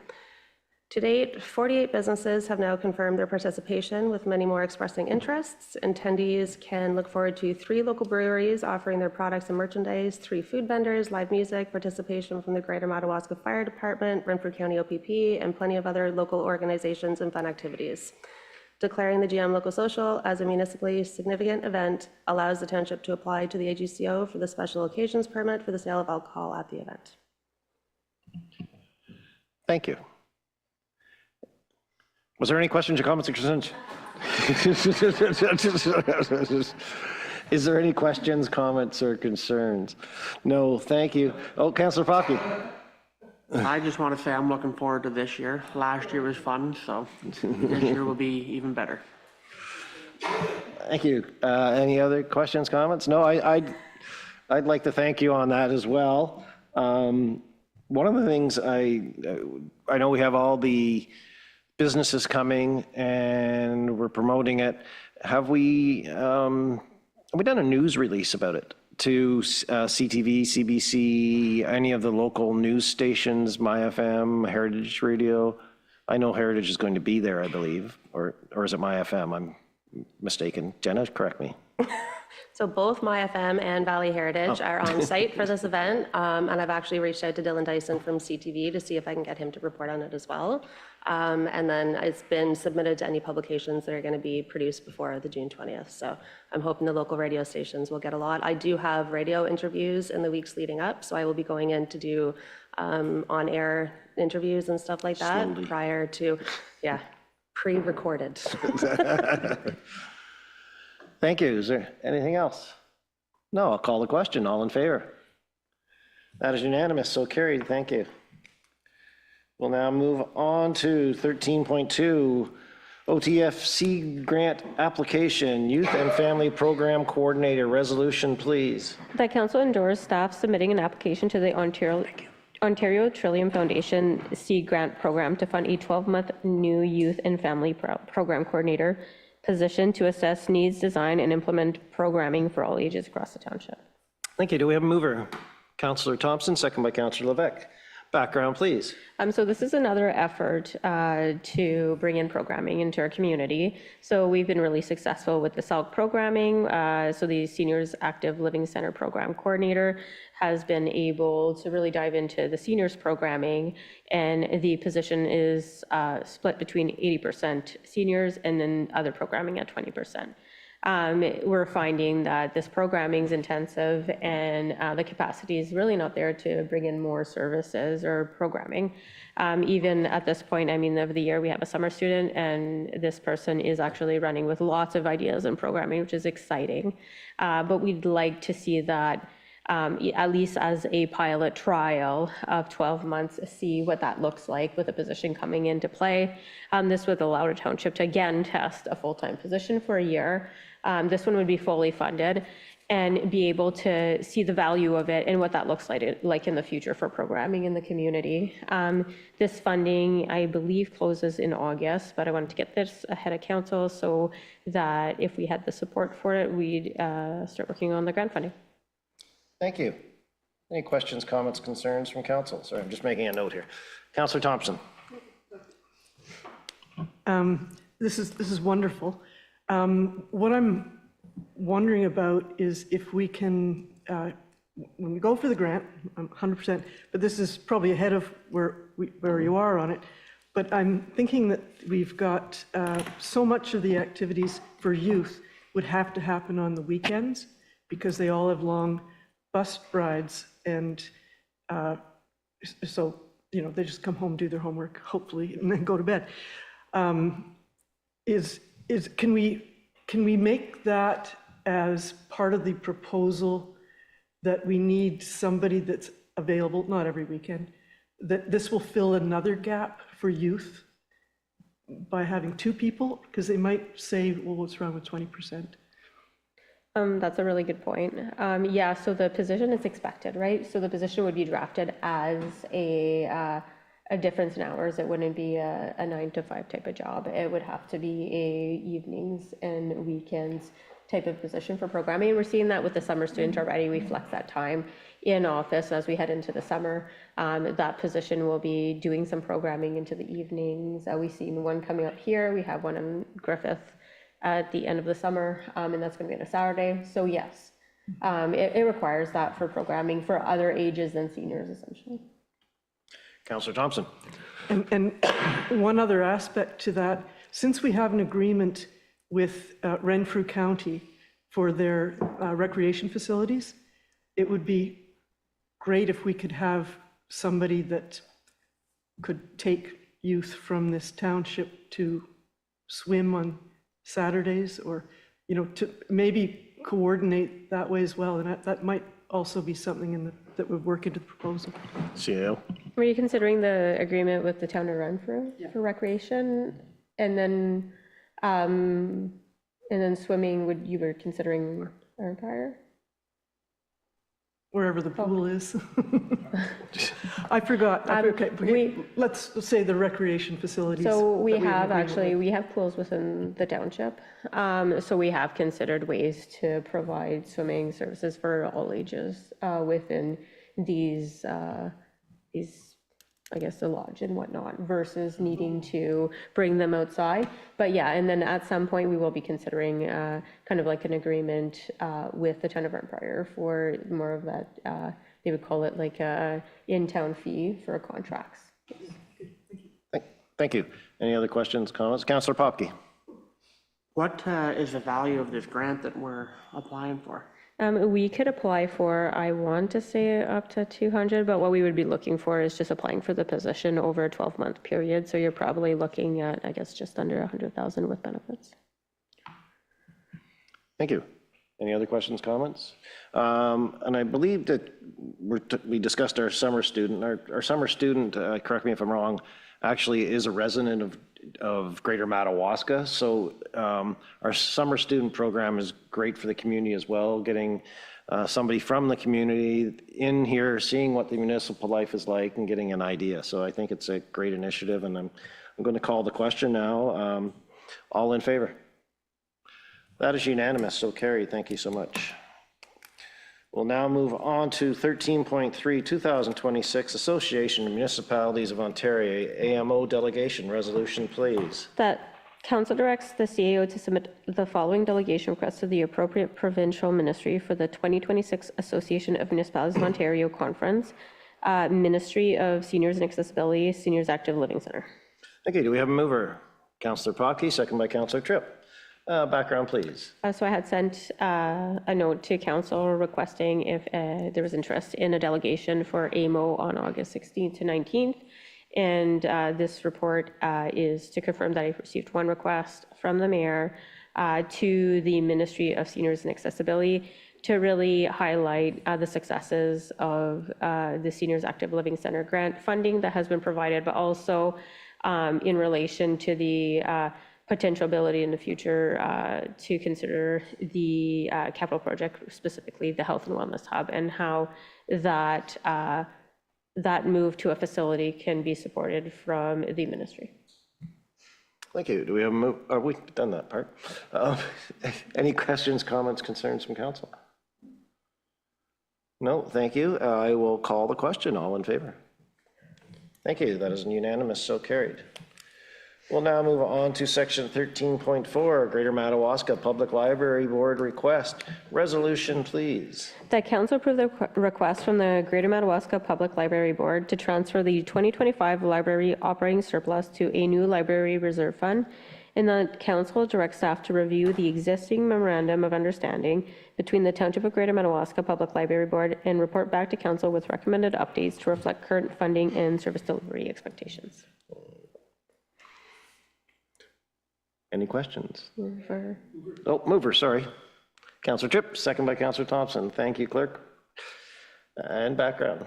So what we have is we've been in discussions with the library board regarding the financials, and they have submitted, which is attached here, a letter to council requesting that they be able to keep their surplus of $3,313.30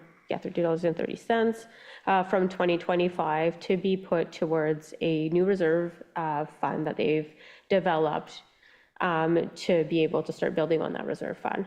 So you'll see attached, there's a letter requesting this, as well as the other piece would be to have that standard of donations and fundraising annually be put towards this reserve. So what we're proposing, staff, is that we support this 2025 surplus allocation. It is a change in practice, and that's why we're here. The practice has always been that the township actually funds, so say it's 150,000, we fund that, and if there's fundraising, this reduces the amount the township needs to tax the taxpayer, essentially. So in this situation, we'd be adjusting that practice where fundraising and donations would actually not reduce the township contribution. With that, we've opened up the MOU, which I believe was signed in 1998 with the library, and that really speaks to more of that service delivery and funding. So this is an opportunity for us to open that door, go through the process. The township is the financial administrator for the library, so we get to kind of review all of this coming together and then come back to council with what is best practice and how could this work and what does this look like from the request standpoint and what's the impact on the township, and then provide a recommendation. So what you're seeing today is a recommendation to approve their 2025 surplus, but also to direct staff to work through those details for a new MOU. Thank you. Any questions, comments, concerns? Councillor Levesque. Thank you for that. I have a question or two.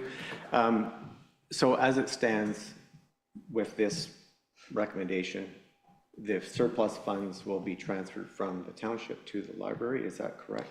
Yes. Okay. So if it stays where it is, which is with the township, if something drastic comes up in the next 3 months, the funds would still be accessible regardless. Right, through a negotiation agreement, council approval, et cetera, et cetera. So the difference between that and the proposal would be, there wouldn't be an approval required to spend the surplus funds. And it's just towards the library, and then, yes. Right. Okay, so based on what I have read and what you explained, I would say we would hold off on doing anything with the surplus and leave it with the township while the MOU gets recast, if you will, which would include specifically what we do with surplus of fixed and other costs and before we move forward. Because I don't think we can really approve this until the MOU is completed or redone, if you will. I mean, the money is still there. We're not, I think, I mean, it'd be prudent for us to keep it as is, like in a holding pattern with the township until such time the MOU comes back to council and we can talk about how we move it forward. That's just my thinking. Thank you. Any other comments, concerns? Councillor Thompson? Yes, thank you. I do have a question. When, right now, with it in the township, is it in a separate item line? Is it as a reserve fund, or is it just in the general reserves? It goes into reserve fund. Yeah, it's just in the general reserve to be allocated. And so if we don't vote to have it go in now, it's not in danger of going into the ether? I wouldn't be concerned about the value of it. I mean, it's $3,300. I'm not concerned about it being allocated and lost or used. It's in a reserve fund. It's just the point of we're the library administrator. So we have library reserves that they've created now, and we have our reserves. Right now, it's the point of if it's going here or here. Thank you. Thank you. Councillor Tripp? What's the time to have the MOU drafted? We didn't have a timeline for that, but we could have a plan to have the MOU coming into, I would assume, August, not June, so it would be August, yes, before the end of council. Thank you, Councillor Tripp. I like the philosophical concept of having the reserve go back into the library, recognizing we're still the payment, or we're still the account holder. But I do think it may be best to wait until the MOU is in position. It puts the structure in place.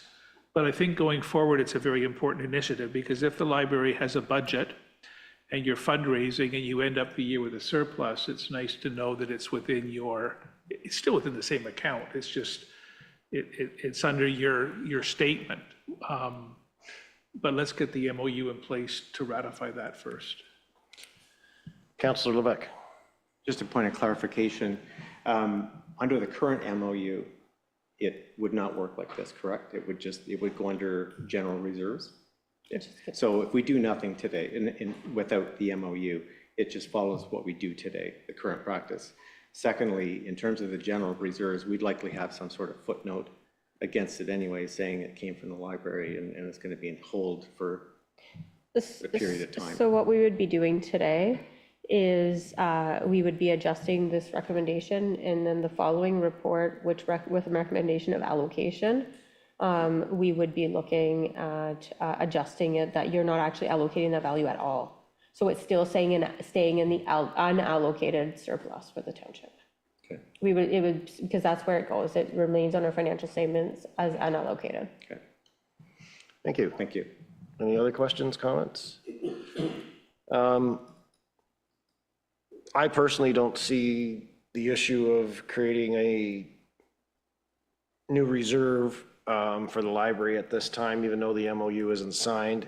I think within the MOU, it would speak to how it can be used and where it can be used, and can it be operational, can it be capital? That would be in the MOU itself, I believe. The MOU, we would not be dictating what the library wants to do with their funds. The MOU would actually say, it would be township side. It would actually be saying that the township allows a surplus to remain with the library. So it is very much impacting township versus library board.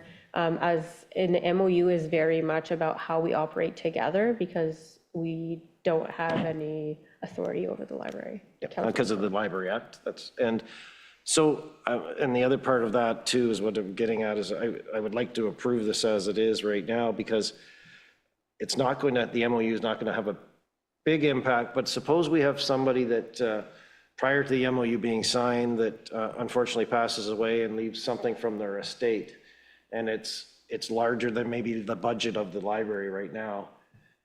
Where do we put that? And I think it would be nice to have a reserve set up for them, or? This is not how it would work. No. So what you're talking about is library surplus end of year. So anything that happens between now and August would not impact how they're operating at this time. Okay. All you're talking about is the township gives a donation or a grant to the library to operate of X amount of dollars every year. And does that get reduced by the bequest, or does it not get reduced by it? That's all we're talking about. So it doesn't change anything. We're the finance administrator. When they tell us, when the money comes in, the revenues are coming in, we put it where the library tells us to put it. Okay. Thank you. Councilor Levesque. One last point. I think if we approve this as it is now, it sets a precedent forward before the MOU is restruck. And like I said before, unless there's something in desperate need that the library needs within the next 2 to 3 months, I can't see this being a real detriment if we take that out of this approval. And that's what would be set in the actual MOU, is that future of what that looks like. Yeah. And this is effectively how we do business today. It can wait till August to make a decision on what we do in the future. That's all. I think that's all. Okay, and I don't know whether it's going to set precedent or not, because we only have one library. I know. So I will call. Councilor Thompson. Yeah, I just want to state that if we don't vote for this now, it's not because we don't think it's a good idea, that we agree it's a good idea. We just want to really know what the new package is going to be before we make a decision. Thank you. And CAO, I'm going to direct a question at our treasurer.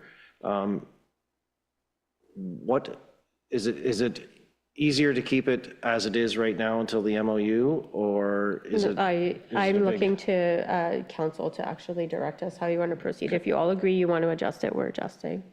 I wouldn't be looking for easier for how we present the recommendation. Okay.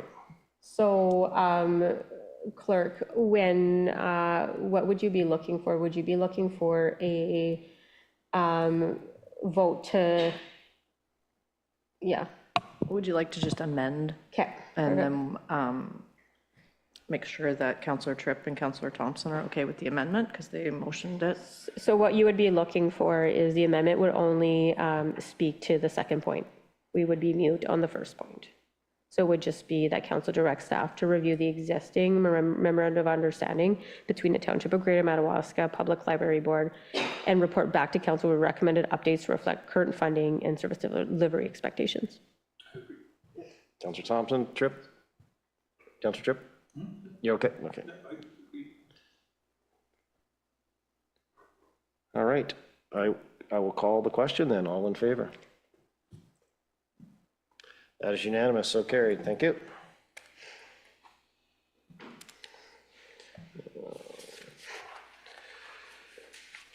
We will move to 13.5, 2025 surplus allocation resolution, please. That council approve the allocation of the 2025 year-end surplus of $11,361.98 with $8,048.98 allocated to the Capital Works Reserve and $3,313 allocated to the new library reserve.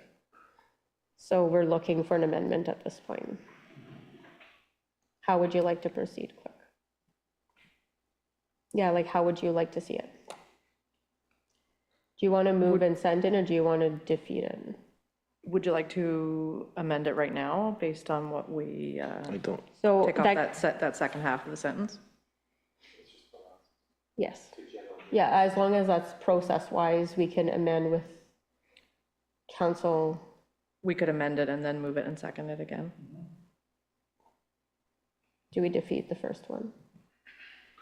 Okay. Or do we need to have this resolution here at this time? Yeah, we would allocate our surplus. Yes, Yeah. we need to Yeah, allocate the township surplus. Yeah. We need to allocate the other Okay, yeah. surplus. So the resolution would read as the council approve the allocation of the 2025 year-end surplus of $8,048.98 allocated to the Capital Works Reserve Fund.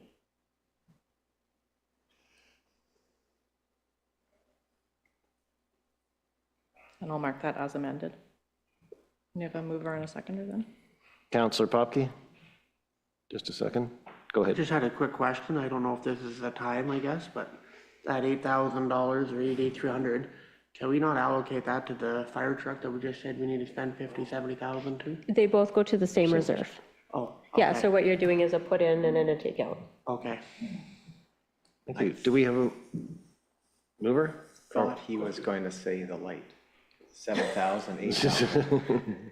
Leonard's They're waiting. all from the same Yeah, but Leonard reserve. has to wait till September. Can you do it now? It's right there. It's right there. Yeah, just a thought. I It's not will be mine, yeah. discussing internally. Right now they're using operating and surplus. So essentially council has already approved the funding regardless. Okay, so do we have a mover for the amended resolution? Do we need that resolution read again before we get a mover, or do we understand it? Okay, Councillor Tripp and Councillor Popke to second. Okay, background. We've done it. Done it. Yeah. Call the vote. So now let's, all in favor? There we go. Thank you.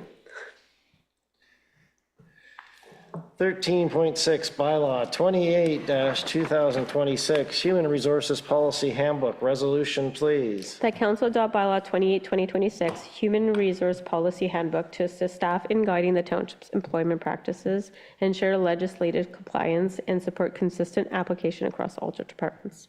Thank you. Do we have a mover? Councillor Popke, second by Councillor Thompson. Background, please. Okay, so staff are recommending today that council adopt the new HR policy handbook. Basically, this handbook brings together all of the township HR policies into one updated document.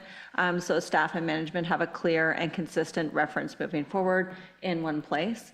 There were a few updates and clarifications throughout the handbook, including changes related to uncertified sick leave, vacation entitlement language, leave carryovers, and a new vehicle and equipment use policy. But overall, the handbook helps improve consistency, clarity, and compliance with current legislation, while also making HR administration more efficient for staff and management to refer to.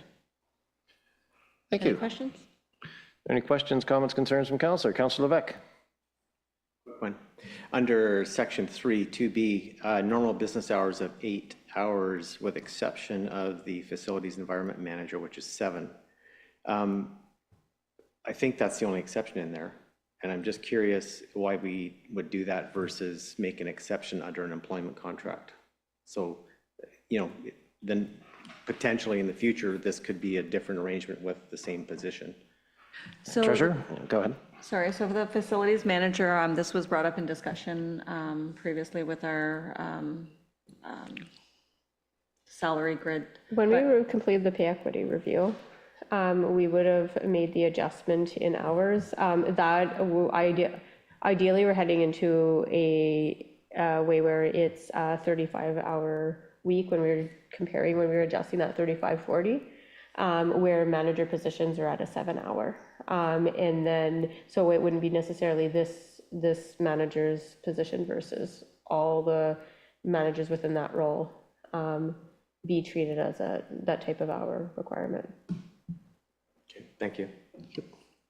Any other questions, comments, concerns from council? No, none seen. I'll call the question then. All in favor? That is unanimous, so carried. Thank you.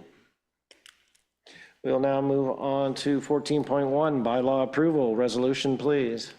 Be it resolved that the following bylaw 29, 2026 confirmatory be deemed read a first, second, and final time and passed by council at the regular council meeting held May 21st, 2026. Thank you. Do we have a mover? Councillor Popke, second. Councillor Thompson. All in favor? That is carried. Thank you. We'll now move on to 15.1, motion to adjourn. Resolution, please. That the regular council meeting of May 21st, 2026 be adjourned at 5:10 p.m.